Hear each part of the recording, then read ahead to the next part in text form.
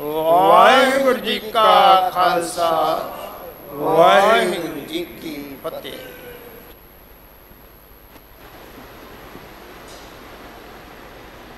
ਸਤਿਗੁਰ ਕੀ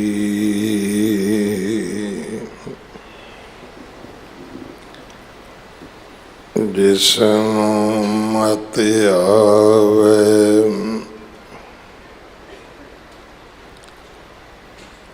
ਸੋ ਸਤਿਗੁਰ ਮਾਹੀ ਸਮਾਨਾ।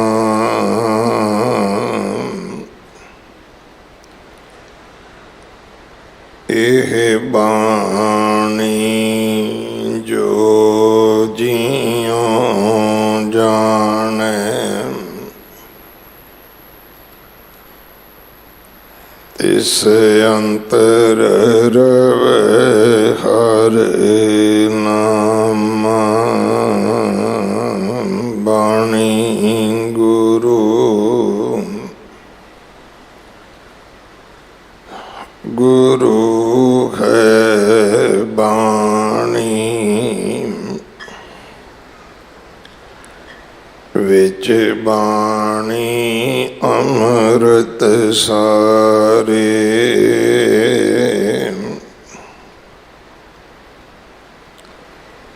ਗੁਰ ਬਾਣੀ ਕਹੈ ਸੇਵਕ ਜਨ ਮਾਨੈ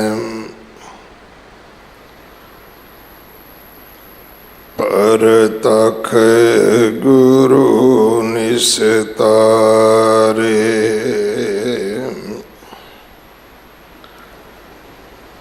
ਬਾਣੀ ਬਿਰਲੋ ਵਿਚਾਰ ਸੀ ਜੇ ਕੋ ਗੁਰਮੁਖ ਹੋਏ।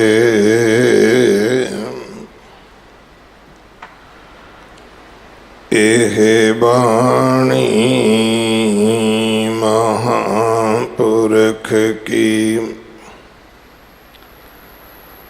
ਨਿਜ ਘਰ ਵਾਸ ਹੋਏ।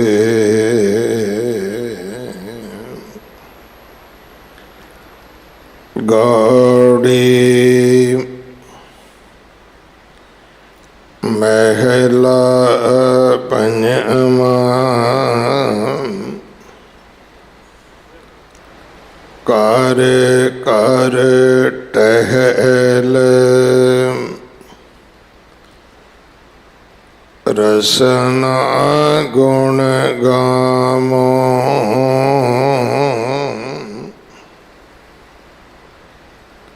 ਚਰਨ ਠਾਕੁਰ ਕੈ ਮਾਰਗ ਤਾਵੋ। ਕਲੋ ਸਮੋ ਸਿਮਰਨ ਕੀ ਬਰੀਆ।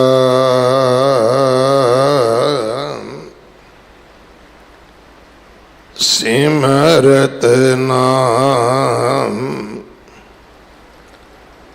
ਪੈ ਪਾਰ ਉਤਰੀਆ।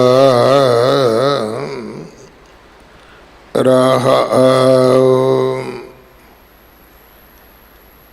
ਨੇਤਰ ਸੰਤਨ ਕਾ ਦਰਸ਼ਨ ਪੇਖ। ਪ੍ਰਭ ਅਵਿਨਾਸ਼ੀ ਮਨ ਮੈਂ ਲੇਖ।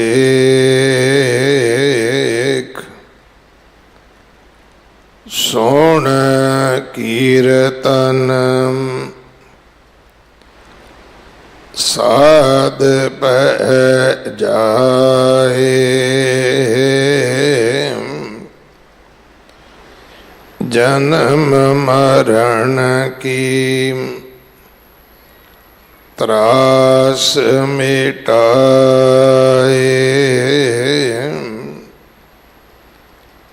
चरण कमल ठाकुर और तार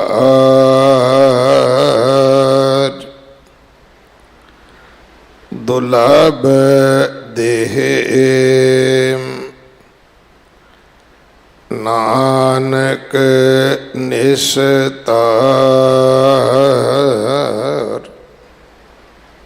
चरण कमल ठाकुर और तार दुर्लभ देह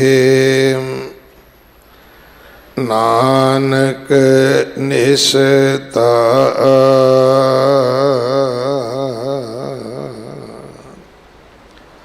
वाहिगुरु जी का खालसा वाहिगुरु जी की फतेह। ये पावन शब्द गौड़ी राग अंदर पंजवें पातशाह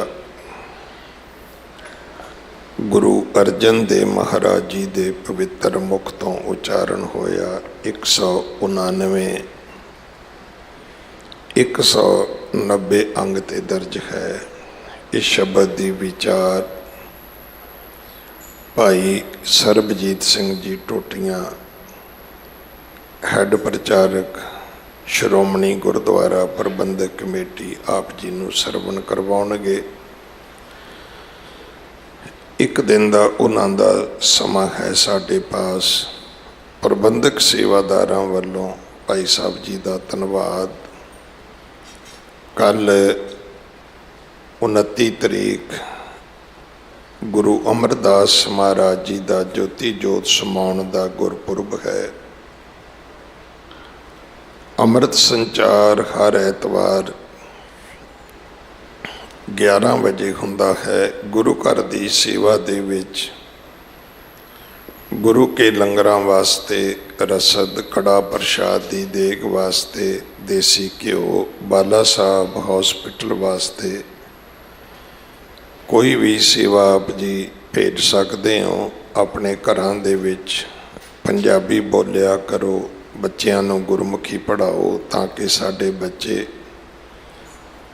गुरु ग्रंथ साहब महाराज जी दे चरनी लग सकन। जो भी आप जी सेवा रसद गुरु के लंगरां वास्ते लैके आउने हो, जय सिंह रोड तो आओ, जिस पासे दिल्ली पुलिस का हैडक्वार्टर है। पार्किंग विच नहीं जाना, पार्किंग तो पहला खब्बे पासे तुहाडीआं गड्डियां खड़ियां करन दा पार्क करन दा प्रबंध किया गया है। 2 सेवादार हाजिर रहंदे ने। जो भी सेवा आप जी लैके आओगे वो जमा करवा के उहदी रसीद तुहानूं प्राप्त कराउणगे। आप जी जरूर उन्हां नूं सेवा दा अवसर दिओ। अगले समय वास्ते गुरबाणी विचार सरवण करिए जी। वाहिगुरु जी का खालसा वाहिगुरु जी की फतेह। वाहिगुरु सतनाम धन वाहिगुरु साहिब जी। तेरे कवन कवन गुण कह कह गावां,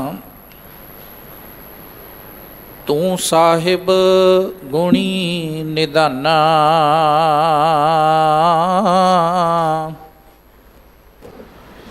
तुमरी महिमा वर्णना साकौं,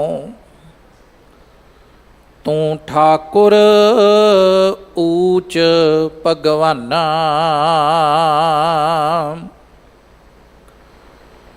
जेता जियो पिंड सब तेरा, तू अंतर जामी पुरख भगवान।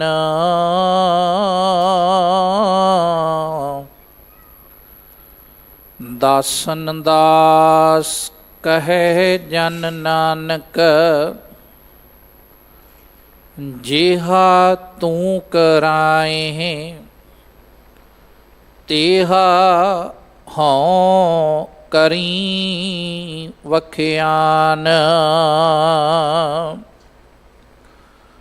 ਗੌੜੀ ਮਹੱਲਾ ਪੰਜਵਾਂ। ਕਰ ਕਰ ਟਹਿਲ ਰਸਨਾ ਗੁਣ ਗਾਵੋ।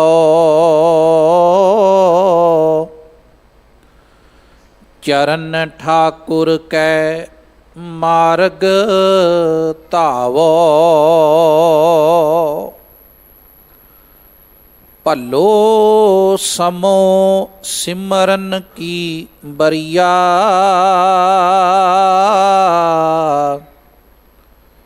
ਸਿਮਰਤ ਨਾਮ ਭੈ ਪਾਰ ਉਤਰੀਆ।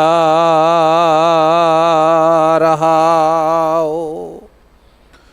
ਵਾਹਿਗੁਰੂ ਜੀ ਕਾ ਖਾਲਸਾ ਵਾਹਿਗੁਰੂ ਜੀ ਕੀ ਫਤਿਹ। ਪਰਮ ਸਨਮਾਨਯੋਗ ਜੁਗ ਜੁਗ ਅਟਲ ਚਵਰ ਛਤਰ ਤਖਤ ਦੇ ਮਾਲਕ ਸਾਹਿਬ ਸਤਿਗੁਰੂ ਸ਼੍ਰੀ ਗੁਰੂ ਗ੍ਰੰਥ ਸਾਹਿਬ ਮਹਾਰਾਜ ਜੀ ਦੀ ਪਾਵਨ ਔਰ ਪਵਿੱਤਰ ਹਜ਼ੂਰੀ ਅੰਦਰ ਬਾਲਾ ਪ੍ਰੀਤਮ 8ਵੇਂ ਪਾਤਸ਼ਾਹ ਧੰਨ ਗੁਰੂ ਹਰਕ੍ਰਿਸ਼ਨ ਸਾਹਿਬ ਮਹਾਰਾਜ ਜੀ ਦੇ ਮਹਾਨ ਪਾਵਨ ਪਵਿੱਤਰ ਅਸਥਾਨ ਗੁਰਦੁਆਰਾ ਸ਼੍ਰੀ ਬੰਗਲਾ ਸਾਹਿਬ ਵਿਖੇ ਬੜੇ ਹੀ ਪਿਆਰ ਸਤਿਕਾਰ ਸਹਿਤ ਹਾਜ਼ਰੀ ਭਰ ਰਹੀ ਗੁਰੂ ਕੀ ਸਾਜੀ ਨਿਵਾਜੀ ਸਾਧ ਸੰਗਤ ਅਤੇ ਮੀਡੀਏ ਦੇ ਮਾਧਿਅਮ ਰਾਹੀਂ ਦੇਸ਼ਾਂ ਵਿਦੇਸ਼ਾਂ ਵਿੱਚ ਬੈਠ ਕੇ ਅੱਜ ਦੀ ਪਾਵਨ ਪਵਿੱਤਰ ਵਿਚਾਰ ਨੂੰ ਸਰਵਣ ਕਰ ਰਹੇ ਗੁਰੂ ਸਵਾਰਿਓ ਵਡਭਾਗੇ ਹਾਂ ਜੋ ਸਤਿਗੁਰਾਂ ਦੀ ਪਾਵਨ ਹਜ਼ੂਰੀ ਅੰਦਰ ਬੈਠ ਕੇ ਗੁਰਬਾਣੀ ਦਾ ਕੀਰਤਨ ਉਪਰੰਤ ਸਤਿਕਾਰਯੋਗ ਸਿੰਘ ਸਾਹਿਬ ਗਿਆਨੀ ਰਣਜੀਤ ਸਿੰਘ ਜੀ ਜਿਨ੍ਹਾਂ ਨੇ ਬੜੇ ਪਿਆਰ ਨਾਲ ਅੱਜ ਦਾ ਪਾਵਨ ਪਵਿੱਤਰ ਸ਼ਬਦ ਆਪ ਜੀ ਨੂੰ ਸਰਵਣ ਕਰਵਾਇਆ ਹੈ। ਇਹ ਪਵਿੱਤਰ ਸ਼ਬਦ ਧੰਨ ਗੁਰੂ ਅਰਜਨ ਦੇਵ ਮਹਾਰਾਜ ਸੱਚੇ ਪਾਤਸ਼ਾਹ ਜੀ ਦੀ ਪਾਵਨ ਰਸਨਾ ਤੋਂ ਉਚਾਰਨ ਕੀਤਾ ਹੋਇਆ ਹੈ। ਗੌੜੀ ਰਾਗ ਦੇ ਅੰਦਰ ਸ਼੍ਰੀ ਗੁਰੂ ਗ੍ਰੰਥ ਸਾਹਿਬ ਜੀ ਦੇ ਪਾਵਨ ਅੰਗ 199 ਅਤੇ 90 ਤੇ ਸੁਭਾਈਮਾਨ ਹੈ। ਸਾਹਿਬ ਜੀ ਬਖਸ਼ਿਸ਼ ਕਰਦੇ ਨੇ ਕਿ ਕਰ ਕਰ ਟਹਿਲ ਰਸਨਾ ਗੁਣ ਗਾਵੋ। ਕਰ ਦਾ ਅਰਥ ਹੁੰਦਾ ਹੈ ਹੱਥ, ਤੇ ਟਹਿਲ ਤੋਂ ਭਾਵ ਹੈ ਸੇਵਾ, ਕਿ ਉਸ ਗੁਰੂ ਦੀ ਸੇਵਾ ਵਿੱਚ ਅਸੀਂ ਆਪਣੇ ਹੱਥਾਂ ਨੂੰ ਲਾਈਏ ਤੇ ਨਾਲ ਇਸ ਰਸਨਾ ਦੇ ਨਾਲ ਪ੍ਰਮਾਤਮਾ ਦੇ ਗੁਣ ਗਾਈਏ। ਸੇਵਾ ਬੜੀ ਪ੍ਰਕਾਰ ਦੀ ਹੈ ਸਾਧ ਸੰਗਤ। ਇੱਕ ਸੇਵਾ ਹੈ ਵੀ ਜਦੋਂ ਅਸੀਂ ਕਾਰ ਸੇਵਾ ਕਰਦੇ ਹਾਂ, ਹੱਥਾਂ ਨਾਲ ਕਿਰਤ ਕਰਦੇ ਹਾਂ, ਰਸਨਾ ਤੋਂ ਸਤਿਨਾਮ ਵਾਹਿਗੁਰੂ ਕਰਦੇ ਹਾਂ, ਇਹ ਕਾਰ ਸੇਵਾ ਵਾਲੇ ਮਹਾਂਪੁਰਸ਼ਾਂ ਦੀ ਸ਼ੁਰੂ ਤੋਂ ਇੱਕ ਪਰੰਪਰਾ ਵੀ ਵੈਸੇ ਰਹੀ ਹੈ। ਪਿੰਡਾਂ 'ਚੋਂ ਸੰਗਤ ਲੈ ਕੇ ਜਾਣੀ, ਉੱਥੇ ਜਾ ਕੇ ਸੇਵਾ ਕਰਨੀ ਤੇ ਨਾਲ ਸਤਿਨਾਮ ਵਾਹਿਗੁਰੂ ਕਰੀ ਜਾਣਾ। ਤੋ ਇਸੇ ਤਰੀਕੇ ਨਾਲ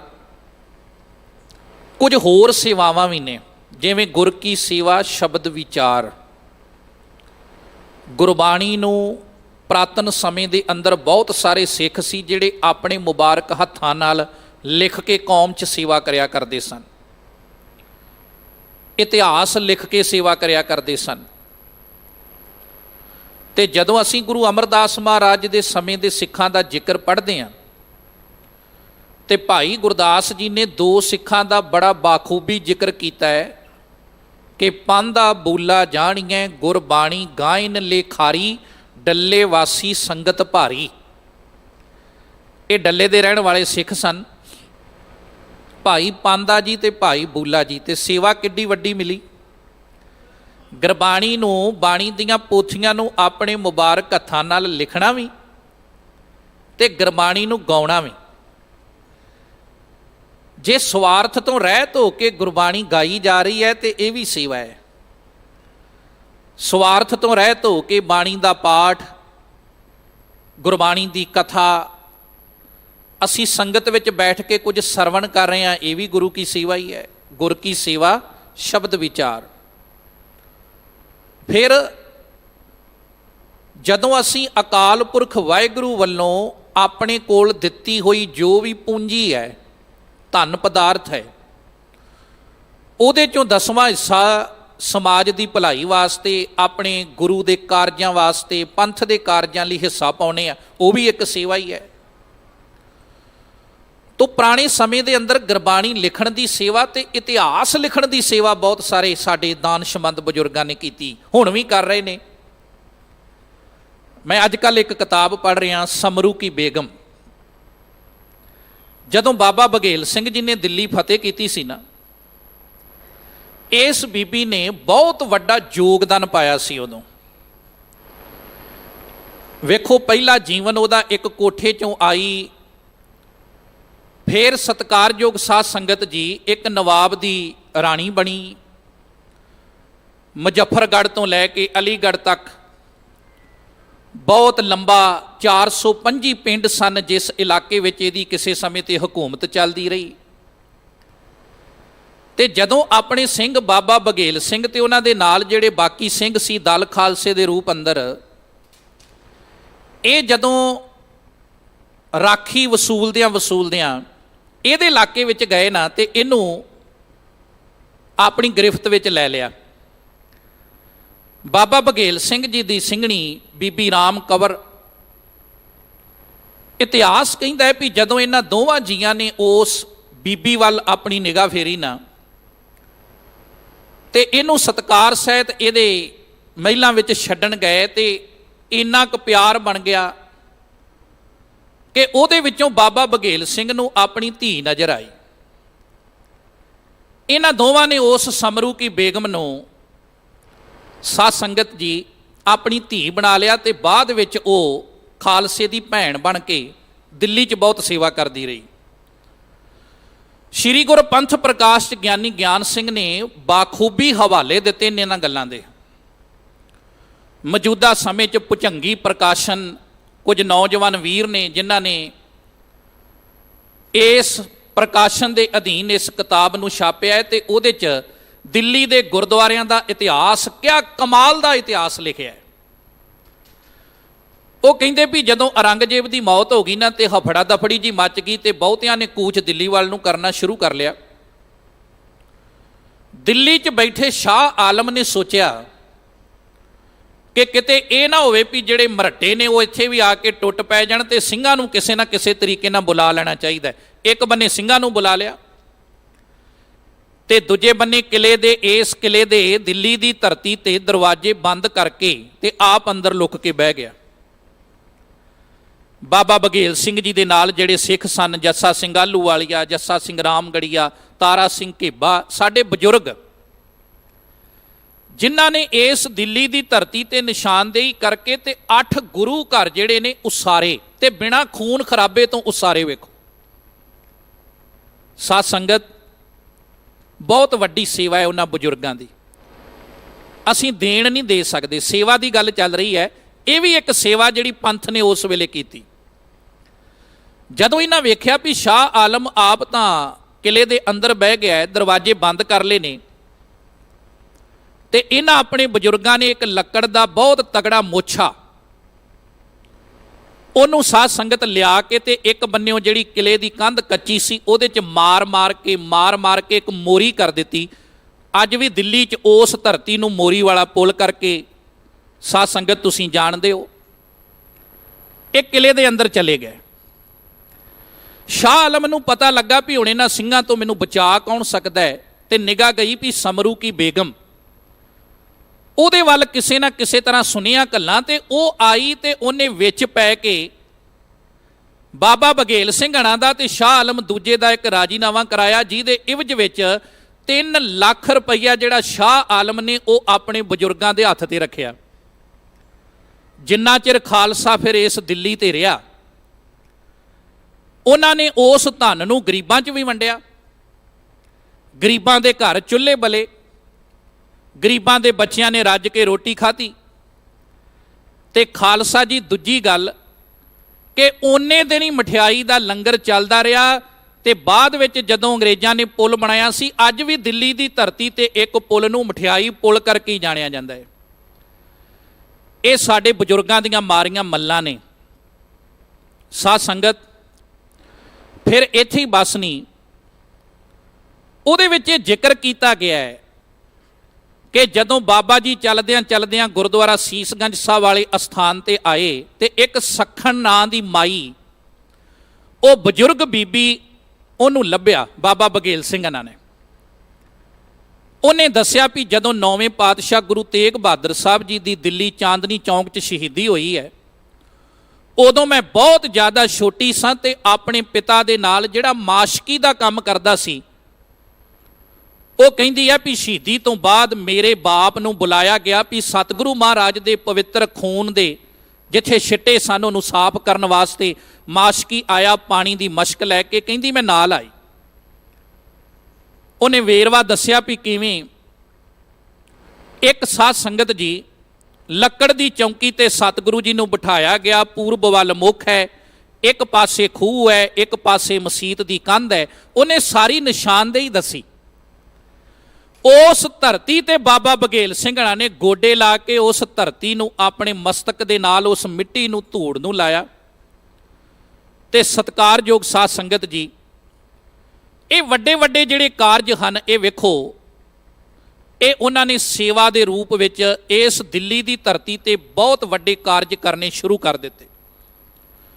ਖਾਸ ਕਰ ਗੁਰਦੁਆਰਾ ਰਕਾਬਗੰਜ ਸਾਹਿਬ ਦਾ ਜ਼ਿਕਰ ਪੜ੍ਹਨ ਯੋਗ ਹੈ ਕਿ ਇਸ ਧਰਤੀ ਤੇ ਜਦੋਂ ਕਲਗੀਧਰ ਪਾਤਸ਼ਾਹ ਬਹਾਦਰ ਸ਼ਾਹ ਨੂੰ ਮਿਲਣ ਆਉਂਦੇ ਨੇ ਤੇ ਪਹਿਲਾਂ ਆਪ ਮੋਹੜੀ ਗੱਡ ਜਾਂਦੇ ਨੇ, ਫਿਰ ਕੁਝ ਸਮਾਂ ਪਾ ਕੇ ਮਸੀਤ ਬਣ ਜਾਂਦੀ ਹੈ ਤੇ ਉਹਦੇ ਤੋਂ ਬਾਅਦ ਫਿਰ ਕਿਵੇਂ ਗੁਰੂ ਘਰ ਬਣਦਾ ਹੈ ਬਿਨਾਂ ਖੂਨ ਖਰਾਬੇ ਤੋਂ। ਕਿੱਡੀ ਦਲੇਰੀ ਦੇ ਨਾਲ, ਕਿੱਡੇ ਪਿਆਰ ਦੇ ਨਾਲ ਦਿੱਲੀ ਦੀ ਧਰਤੀ ਤੇ ਆਏ ਸਾਡੇ ਉਹਨਾਂ ਬਜ਼ੁਰਗਾਂ ਨੇ ਉਹ ਸੋਹਣਾ ਗੁਰੂ ਘਰ ਉਸਾਰ ਦਿੱਤਾ। ਤੋ ਇਹ ਵੀ ਇੱਕ ਸੇਵਾ ਹੈ। ਜਿੰਨਾ ਚਿਰ ਗੁਰੂ ਕਾ ਖਾਲਸਾ ਇਸ ਦਿੱਲੀ ਦੀ ਧਰਤੀ ਤੇ ਰਿਹਾ, 6% ਹਿੱਸਾ ਜਿਹੜਾ ਸਰਕਾਰ ਸੀ ਉਹ ਗੁਰੂ ਕੇ ਖਾਲਸਿਆਂ ਨੂੰ ਦਿੰਦੀ ਰਹੀ। ਔਰ ਅਜੇ ਵੀ ਬਹੁਤ ਸਾਰੇ ਅਨੇਕਾਂ ਐਸੀਆਂ ਨਿਸ਼ਾਨਦੇਹੀਆਂ ਹਨ ਜਿਹੜੀਆਂ ਉਸ ਪੁਰਾਣੇ ਗ੍ਰੰਥ ਦੇ ਮੁਤਾਬਕ ਜਿਹੜੀ ਅਜੇ ਖੋਜ ਜਿਹੜੀ ਹੈ ਚੱਲ ਰਹੀ ਹੈ। ਮੇਰੇ ਕਹਿਣ ਤੋਂ ਭਾਵ ਕਿ ਉਹ ਸਮਾਂ ਸਾਧ ਸੰਗਤ ਜਿਸ ਸਮੇਂ ਤੇ ਬਾਬਾ ਬੰਦਾ ਸਿੰਘ ਬਹਾਦਰ ਨੂੰ ਦਿੱਲੀ ਦੀ ਧਰਤੀ ਤੇ ਲਿਆਂਦਾ ਗਿਆ, ਇਹ ਗੁਰਦੁਆਰੇ ਬਣਾਉਣ ਤੋਂ 67 ਸਾਲ ਪਹਿਲਾਂ ਦੀ ਗੱਲ ਹੈ। ਉਦੋਂ ਵੀ ਇੱਕ ਜਲੂਸ ਸੀ।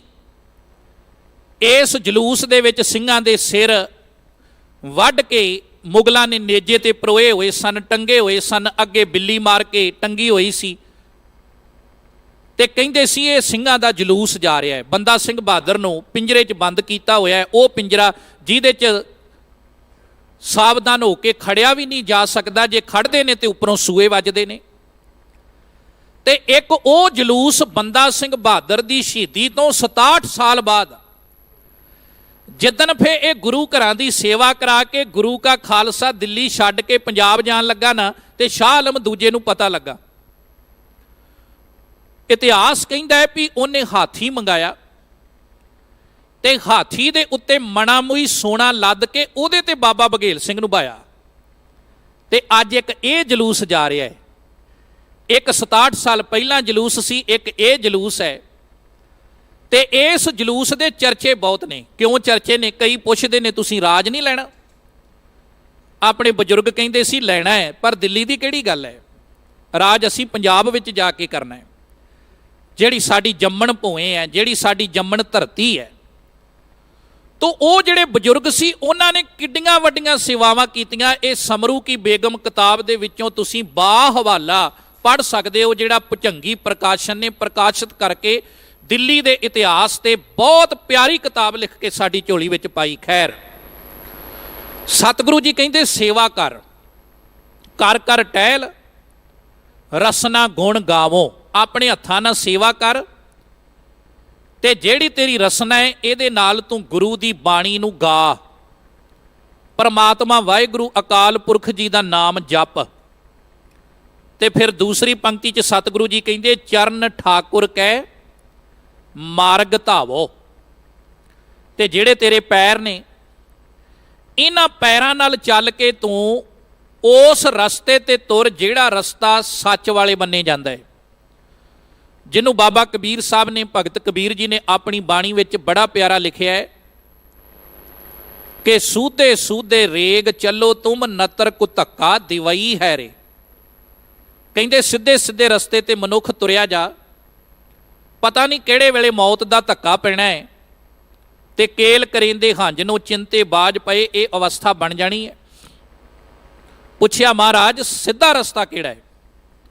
ਸਿੱਧਾ ਰਸਤਾ ਜਿਹੜਾ ਸਚਾਈ ਵਾਲਾ ਰਸਤਾ, ਸਿੱਧਾ ਰਸਤਾ ਜਿੱਥੇ ਛਲ ਕਪਟ ਫਰੇਬ ਨਾ ਹੋਵੇ, ਉਹ ਭਾਵੇਂ ਕੋਈ ਵੀ ਕਿਸੇ ਵੀ ਤਰੀਕੇ ਦਾ ਸੇਵਾ ਹੋਵੇ, ਸਮਾਜ 'ਚ ਵਿਚਰਨਾ ਹੋਵੇ, ਸਾਡਾ ਸਮਾਜਿਕ ਤੌਰ ਤੇ ਹੋਵੇ, ਰਾਜਨੀਤਿਕ ਤੌਰ ਤੇ ਹੋਵੇ, ਜਦੋਂ ਮਨੁੱਖ ਸਿੱਧੇ ਰਸਤੇ ਤੇ ਤੁਰ ਕੇ ਉਸ ਅਕਾਲ ਪੁਰਖ ਵਾਹਿਗੁਰੂ ਪ੍ਰਮਾਤਮਾ ਦੀ ਸੇਵਾ ਉਹਦੇ ਹੁਕਮ ਵਿੱਚ ਵਿਚਰਦਾ ਹੈ ਤੇ ਸਤਿਗੁਰੂ ਮਹਾਰਾਜ ਫਿਰ ਆਪਣੇ ਸਿੱਖ ਦੇ ਉੱਤੇ ਅਨੇਕਾਂ ਬਖਸ਼ਿਸ਼ਾਂ ਕਰਦੇ ਨੇ। ਜਿਵੇਂ ਸਿੰਘ ਸਾਹਿਬ ਦੱਸ ਰਹੇ ਸੀ ਵੀ ਗੁਰੂ ਅਮਰਦਾਸ ਜੀ ਦਾ ਕੱਲ੍ਹ ਨੂੰ ਜੋਤੀ ਜੋਤ ਸਮਾਉਣ ਦਾ ਪੁਰਬ ਹੈ ਔਰ ਮੇਰੇ ਇਲਾਕੇ ਵਿੱਚ ਸ਼੍ਰੀ ਗੋਇੰਦਵਾਲ ਸਾਹਿਬ ਦੀ ਧਰਤੀ ਤੇ ਇਹ 2 ਦਿਨ ਦਾ ਜਿਹੜਾ ਜੋੜ ਮੇਲਾ ਹੈ ਇਹ ਬਹੁਤ ਜ਼ਿਆਦਾ ਮਸ਼ਹੂਰ ਹੈ। ਇਹਨੂੰ ਸਾਲਾਨਾ ਜੋੜ ਮੇਲਾ ਜੱਗ ਕਰਕੇ ਕਿਹਾ ਜਾਂਦਾ ਆਪਣੇ ਪੰਥ ਵਿੱਚ, ਕਿਉਂਕਿ ਇਹ ਘਟਨਾ ਬਹੁਤ ਵੱਡੀ ਹੈ। 95 ਸਾਲ ਦੀ ਸਰੀਰਕ ਉਮਰ ਭੋਗ ਕੇ ਸਤਿਗੁਰੂ ਗੁਰੂ ਅਮਰਦਾਸ ਜੀ ਜਦੋਂ ਸ਼੍ਰੀ ਗੋਇੰਦਵਾਲ ਦੀ ਧਰਤੀ ਤੇ ਪ੍ਰਭੂਪੁਰ ਪਿਆਨਾ ਕਰਨ ਲੱਗੇ, ਸੱਚਖੰਡ ਜਾਣ ਲੱਗੇ ਨਾ, ਤੇ ਜਿਹੜੇ ਉਹਨਾਂ ਦੇ ਆਖਰੀ ਸਮੇਂ ਦੇ ਬੋਲ ਨੇ ਉਹਨਾਂ ਨੂੰ ਬਾਬਾ ਸੁੰਦਰ ਜੀ ਨੇ ਸੱਦ ਬਾਣੀ ਚ ਅੰਕਿਤ ਕੀਤਾ ਹੈ। ਸੱਦ ਦਾ ਅਰਥ ਹੁੰਦਾ ਹੈ ਸੱਦਾ, ਬੁਲਾਵਾ। ਆਪਾਂ ਕਈ ਵਾਰ ਕਹਿੰਦੇ ਆ ਕਿ ਫਲਾਣੇ ਦੇ ਘਰੋਂ ਸੱਦਾ ਆਇਆ ਹੈ, ਜਾਣਾ ਜ਼ਰੂਰ ਹੈ, ਭਾਵੇਂ ਹਾਜ਼ਰੀ ਲਵਾ ਕੇ ਆ ਜਾਈਏ। ਇਹ ਸੱਦਾ ਜਿਹੜਾ ਰੱਬ ਦੇ ਘਰ ਚੋਂ ਆਇਆ, ਤੋ ਇਹਦੇ 'ਚ ਬਾਬਾ ਸੁੰਦਰ ਜੀ ਨੇ ਗੁਰੂ ਅਮਰਦਾਸ ਦੇ ਉਹ ਬੋਲ ਲਿਖੇ ਨੇ ਵੀ ਅੰਤੇ ਸਤਿਗੁਰ ਬੋਲਿਆ ਮੈਂ ਪਿੱਛੇ ਕੀਰਤਨ ਕਰਿਓ ਨਿਰਵਾਣ ਜੀਓ, ਕਿ ਸਾਡੇ ਜਾਣ ਤੋਂ ਬਾਅਦ ਪਰਮਾਤਮਾ ਵਾਹਿਗੁਰੂ ਦੀ ਕੀਰਤੀ ਕਰਨੀ ਹੈ। ਯਾਦ ਰੱਖਣਾ ਅੱਜ ਸੇਵਾ ਦੀ ਗੱਲ ਚੱਲ ਰਹੀ ਹੈ ਕਿ ਕਰ ਕਰ ਟਹਿਲ ਰਸਨਾ ਗੁਣ ਗਾਵੋ, ਚਰਨ ਠਾਕੁਰ ਕੈ ਮਾਰਗ ਧਾਵੋ। ਤੇ ਜਦੋਂ ਗੁਰੂ ਅਮਰਦਾਸ ਜੀ ਦਾ ਜ਼ਿਕਰ ਇਤਿਹਾਸ ਵਿੱਚ ਚੱਲਦਾ ਹੈ ਨਾ, ਕਈ ਵਰੇ ਸੇਵਾ ਕੀਤੀ, ਰਸਨਾ ਦੇ ਉੱਤੋਂ ਰੱਬ ਦਾ ਨਾਮ ਵੀ ਲਿਆ ਤੇ ਹੱਥਾਂ ਨਾਲ ਸੇਵਾ ਕਰਕੇ ਆਪਣੇ ਜੀਵਨ ਨੂੰ ਸਫਲਾ ਵੀ ਕੀਤਾ। ਆਮ ਕਰਕੇ ਕਿਹਾ ਜਾਂਦਾ ਹੈ ਕਿ ਬੰਦਾ ਬਜ਼ੁਰਗ ਹੋ ਜਾਂਦਾ ਜਦੋਂ ਤੇ ਦੁਨੀਆ ਦੇ ਉੱਤੇ ਸਰਕਾਰਾਂ ਰਿਟਾਇਰ ਕਰ ਦਿੰਦੀਆਂ ਨੇ, ਉਮਰ ਦੀ ਸੀਮਾ ਹੈ ਕੋਈ 58 ਸਾਲ, ਕੋਈ 60 ਸਾਲ। ਪਰ ਜੇ ਗੁਰਬਾਣੀ 'ਚ ਲਿਖਿਆ ਹੈ ਵੀ ਗੁਰਮੁਖ ਬੁੱਢੇ ਕਦੇ ਨਾਹੀਂ ਜਿਨ੍ਹਾਂ ਅੰਤਰ ਸੁਰਤ ਗਿਆਨ, ਤੇ ਯਾਦ ਰੱਖਿਓ ਗੁਰੂ ਨਾਨਕ ਸਾਹਿਬ ਦੇ ਘਰ ਵਿੱਚ ਇਸ ਧਰਮ ਦੀ ਦੁਨੀਆ 'ਚ ਰਿਟਾਇਰਮੈਂਟ ਦੀ ਕੋਈ ਉਮਰ ਨਹੀਂ ਹੈ, ਪਰ ਬੰਦਾ ਸਮਝ ਜਾਵੇ। ਇਹ ਵੱਖਰੀ ਗੱਲ ਹੈ ਅਸੀਂ ਕਿਸੇ ਨੂੰ ਕਹੀਏ ਅੰਮ੍ਰਿਤ ਛਕ ਲੈ, ਉਹ ਕਹੇਗਾ ਥੋੜ੍ਹਾ ਜਿਹਾ ਠਹਿਰ ਕੇ ਛਕ ਲਾਂਗੇ ਜੀ, ਅਜੇ ਕਿਤੇ ਕਿੰਨੀ ਕੁ ਉਮਰ ਹੋ ਗਈ ਹੈ। ਜਵਾਨ ਨੂੰ ਕਹੀਏ ਤੂੰ ਛਕ ਲਾ, ਉਹ ਕਹੇਗਾ ਬੁਢੇਪੇ ਵਾਲੇ ਛਕ ਲਾਂਗੇ। ਅਸੀਂ ਟਾਲ ਮਟੋਲ ਕਰਕੇ ਸਮਾਂ ਆਪਣਾ ਬਤੀਤ ਕਰਦੇ ਜਾਂਦੇ ਹਾਂ। ਪਰ ਗੁਰਬਾਣੀ ਕਹਿੰਦੀ ਵੀ ਜੇ ਅਕਾਲ ਪੁਰਖ ਪਰਮਾਤਮਾ ਨਾਲ ਲਿਵ ਬੁਢੇਪੇ 'ਚ ਜੁੜ ਗਈ ਤੇ ਤਾਂ ਵੀ ਸਤਿਗੁਰੂ ਦੀ ਕਿਰਪਾ ਹੋ ਜਾਂਦੀ ਹੈ। ਜੇ ਜਵਾਨੀ ਦੇ ਵਿੱਚ ਸਤਿਗੁਰੂ ਸੱਚੇ ਪਾਤਸ਼ਾਹ ਦੇ ਘਰ ਨਾਲ ਜੁੜ ਕੇ ਸੇਵਾ ਕਰਾਂਗੇ ਤਾਂ ਵੀ ਗੁਰੂ ਦੀ ਬਖਸ਼ਿਸ਼ ਹੋ ਜਾਣੀ ਹੈ। ਤੇ ਬਹੁਤ ਸਾਰੇ ਉਹ ਲੋਕ ਨੇ ਜਿਹੜੇ ਆਪਣੇ ਬਚਪਨ ਨੂੰ ਵੀ ਗੁਰੂ ਦੇ ਲੇਖੇ ਲਾ ਕੇ ਬਚਪਨ ਸਫਲਾ ਕਰ ਜਾਂਦੇ ਨੇ। ਇਹ 3 ਅਵਸਥਾਵਾਂ ਨੇ, ਆਪਾਂ 9ਵੇਂ ਪਾਤਸ਼ਾਹ ਦੀ ਬਾਣੀ 'ਚ ਪੜ੍ਹਦੇ ਵੀ ਹਾਂ। ਬਾਲ ਜਵਾਨੀ ਅਰ ਬਿਰਧ ਫੁਨ 3 ਅਵਸਥਾ ਜਾਨ। ਮੈਂ ਕਹਿੰਦਾ ਉਹ ਭਲੇ ਜਿਹੜੇ ਬਚਪਨ ਤੋਂ ਹੀ ਗੁਰੂ ਦੀ ਸੰਗਤ 'ਚ ਜੁੜ ਗਏ, ਤੇ ਉਹ ਵੀ ਭਲੇ ਜਿਹੜੇ ਜਵਾਨੀ ਦੇ ਵਿੱਚ ਆ ਕੇ ਗੁਰੂ ਘਰ ਨਾਲ ਜੁੜ ਗਏ। ਨਹੀਂ ਤੇ ਕਈਆਂ ਦਾ ਬਚਪਨ ਵੀ ਲੰਘ ਜਾਂਦਾ ਹੈ, ਜਵਾਨੀ ਵੀ ਲੰਘ ਜਾਂਦੀ, ਬੁਢੇਪਾ ਵੀ ਲੰਘ ਜਾਂਦਾ ਹੈ, ਪਰ 60 ਸਾਲ ਦੀ ਉਮਰ ਸੀ 20 ਵਾਰ ਲਗਾਤਾਰ ਬਾਬਾ ਅਮਰਦਾਸ ਗੰਗਾ ਦੀ ਯਾਤਰਾ ਤੇ ਜਾ ਚੁੱਕੇ ਨੇ, ਇਸ਼ਨਾਨ ਕਰ ਚੁੱਕੇ ਨੇ ਤੀਰਥਾਂ ਦਾ। ਅੱਜ ਵਾਪਸ ਆ ਰਹੇ ਨੇ ਤੇ ਮਹਿਮਾ ਪ੍ਰਕਾਸ਼ ਦਾ ਕਰਤਾ ਬਾਬਾ ਸਰੂਪ ਦਾਸ ਭੱਲਾ, ਜਿਹੜਾ ਗੁਰੂ ਅਮਰਦਾਸ ਦੀ ਵੰਸ਼ ਦਾ 9ਵਾਂ ਵਾਰਸ ਹੈ, ਉਹ ਆਪਣੇ ਗ੍ਰੰਥ ਵਿੱਚ ਲਿਖਦਾ ਹੈ ਵੀ ਰਸਤੇ 'ਚ ਕੁਝ ਸਾਧੂਆਂ ਦਾ ਟੋਲਾ ਮਿਲਿਆ ਬਾਬੇ ਅਮਰਦਾਸ ਨੂੰ, ਤੇ ਉਹਨਾਂ ਨੇ ਬੜੇ ਪਿਆਰ ਸਤਿਕਾਰ ਨਾਲ ਬਾਬੇ ਨੇ ਸਮਰੱਥਾ ਦੇ ਮੁਤਾਬਕ ਭੋਜਨ ਤਿਆਰ ਕਰਕੇ ਸਾਧੂਆਂ ਨੂੰ ਛਕਾਇਆ। ਜਦੋਂ ਛਕਾਇਆ ਨਾ ਤੇ ਛਕਣ ਤੋਂ ਬਾਅਦ ਉਹਨਾਂ ਨੇ ਪੁੱਛਿਆ, ਪੰਡਤ ਹਰੀ ਓਮ ਉਹਦਾ ਨਾਂ ਸੀ ਜਿਹੜਾ ਉਹਨਾਂ ਸਾਧੂਆਂ ਦਾ ਮੁਖੀ ਸੀ, ਉਹ ਕਹਿਣ ਲੱਗਾ ਅਮਰਦਾਸ ਤੇਰਾ ਗੁਰੂ ਕੌਣ ਹੈ? ਤੇ ਬਾਬੇ ਅਮਰਦਾਸ ਨੇ ਬਚਨ ਕੀਤਾ, ਕਹਿਣ ਲੱਗੇ ਜੀ ਅਜੇ ਤੇ ਮਹਾਤਮਾ ਜੀ ਮੈਂ ਗੁਰੂ ਧਾਰਨ ਹੀ ਕੋਈ ਨਹੀਂ ਕੀਤਾ। ਇਹ ਮਹਿਮਾ ਪ੍ਰਕਾਸ਼ ਦੇ ਬੋਲ ਨੇ ਵੀ ਉਹ ਪੰਡਤ ਕਲਪ ਉੱਠਿਆ, ਉਹਨੇ ਕਿਹਾ ਕਿਸਕਾ ਸੰਗ ਕੀਆ ਰੇ ਮੂਰਖ ਮਨਾ, ਜਿਸ ਕੀ ਏਤ ਧਾਨ ਖਾਦੇ ਤੇਰਾ ਜਨਮ ਗਿਆ। ਵੀ ਇੱਕ ਨਿਗੁਰੇ ਦੇ ਹੱਥੋਂ ਜਲ ਪਾਣੀ ਛਕ ਲਿਆ, ਤੇਰਾ ਤੇ ਕੀਤਾ ਧਰਮ ਕਰਮ ਸਾਰਾ ਭ੍ਰਿਸ਼ਟ ਹੋ ਗਿਆ, ਖੂਹ 'ਚ ਪੈ ਗਿਆ। ਇਹ ਬੋਲੀ ਸੀਨੇ ਨੂੰ ਵਿੰਨ ਗਈ। ਕਈ ਵਾਰ ਸਾਧ ਸੰਗਤ ਤਲਵਾਰ ਦਾ ਜਿਹੜਾ ਵਾਰ ਹੈ ਨਾ, ਉਹਦੇ ਨਾਲੋਂ ਬੋਲੀ ਦਾ ਜਿਹੜਾ ਸਾਡੇ ਸ਼ਬਦਾਂ ਦਾ ਵਾਰ ਹੈ ਉਹ ਜ਼ਿਆਦਾ ਗੰਭੀਰ ਹੋ ਜਾਂਦਾ ਹੈ। ਤਾਂ ਹੀ ਭਗਤ ਕਬੀਰ ਜੀ ਨੇ ਲਿਖਿਆ, ਕਬੀਰ ਸਤਿਗੁਰ ਸੂਰਮੇ ਬਾਹਿਆ ਬਾਣ ਜੋ ਏਕ, ਲਾਗਤ ਹੀ ਪੋਈ ਗਿਰ ਪਰਿਆ ਪਰਾ ਕਰੇ ਜੇ ਸ਼ੇਕ। ਬਸ ਆਹ ਬੋਲੀ ਵੱਜੀ ਘਰ ਆਏ। ਸਕਾ ਭਤੀਜਾ ਸੀ ਬਾਬਾ ਜੱਸੂ, ਜਿਹਦੇ ਨਾਲ ਗੁਰੂ ਅੰਗਦ ਸਾਹਿਬ ਮਹਾਰਾਜ ਸੱਚੇ ਪਾਤਸ਼ਾਹ ਦੀ ਧੀ ਬੀਬੀ ਅਮਰੋ ਵਿਆਹੀ ਗਈ। ਹੁਣ ਜਿਹਦੀ ਮਾਂ ਮਾਤਾ ਖੀਵੀਂ ਹੋਵੇ, ਜਿਹਦਾ ਪਿਤਾ ਧੰਨ ਗੁਰੂ ਅੰਗਦ ਸਾਹਿਬ ਆਪ ਪਰਮੇਸ਼ਰ ਹੋਵੇ, ਤੇ ਉਹਨੇ ਆਪਣੀ ਧੀ ਨੂੰ ਟ੍ਰੇਨਿੰਗ ਕਿੱਡੀ ਵੱਡੀ ਦਿੱਤੀ ਹੋਵੇਗੀ। ਜਦੋਂ ਆਈ ਧੀ ਤੇ ਉਹਨੇ ਦੁੱਧ ਰਿੜਕਣੇ ਪਾਇਆ, ਤੇ ਨਾਲੇ ਦੁੱਧ ਰਿੜਕੇ ਤੇ ਨਾਲੇ ਉਸ ਦੁੱਧ ਰਿੜਕਦਿਆਂ ਪ੍ਰਮਾਤਮਾ ਵਾਹਿਗੁਰੂ ਅਕਾਲ ਪੁਰਖ ਗੁਰੂ ਨਾਨਕ ਸਾਹਿਬ ਦੀ ਬਾਣੀ ਦਾ ਉਹਨੇ ਇੱਕ ਸ਼ਬਦ ਪੜ੍ਹਿਆ, ਕਰਨੀ ਕਾਗਦ ਮਨ ਮਸਵਾਣੀ, ਬੁਰਾ ਭਲਾ ਦੋਏ ਲੇਖ ਪਏ, ਜਿਉਂ ਜਿਉਂ ਕਿਰਤ ਚਲਾਏ ਤਿਉਂ ਚੱਲ ਗਏ, ਤਉ ਗੁਣ ਨਾਹੀ ਅੰਤ ਹਰੇ, ਚਿਤ ਚੇਤਸ ਕੀ ਨਹੀਂ ਬਾਵਰਿਆ, ਹਰ ਬਿਸਰਤ ਤੇਰੇ ਗੁਣ ਗਲਿਆ। ਬਾਬੇ ਅਮਰਦਾਸ ਦੇ ਕੰਨਾਂ 'ਚ ਬੋਲ ਪਏ ਤੇ ਸਿਰ ਤੇ ਹੱਥ ਰੱਖ ਕੇ ਕਿਹਾ, ਧੀਏ ਬਚਨ ਕਿਹਦਾ ਪੜਿਆ ਹੈ? ਸੱਚ ਕਰਕੇ ਜਾਣੀ, ਮੈਨੂੰ 20 ਸਾਲ ਹੋ ਗਏ ਨੇ ਗੰਗਾ ਤੇ ਜਾਂਦਿਆਂ, ਤੀਰਥਾਂ ਤੇ ਜਾਂਦਿਆਂ, ਅੱਜ ਤੱਕ ਮਨ ਨੂੰ ਇੰਨਾ ਸਕੂਨ ਨਹੀਂ ਮਿਲਿਆ ਜਿੰਨਾ ਸਕੂਨ ਤੇਰੇ ਇਹਨਾਂ ਰੱਬੀ ਬੋਲਾਂ ਨੇ ਮੈਨੂੰ ਦਿੱਤਾ ਹੈ। ਤੇ ਗੁਰੂ ਅੰਗਦ ਸਾਹਿਬ ਦੀ ਧੀ ਨੇ ਕਿਹਾ, ਕਹਿਣ ਲੱਗੀ, ਬੀਬੀ ਅਮਰੋ ਪਿਤਾ ਜੀ ਇਹ ਬਾਣੀ ਧੰਨ ਗੁਰੂ ਨਾਨਕ ਸਾਹਿਬ ਮਹਾਰਾਜ ਦੀ, ਧੀਏ ਮੈਨੂੰ ਵੀ ਮਿਲਾ ਉਸ ਸਤਿਗੁਰੂ ਨਾਲ।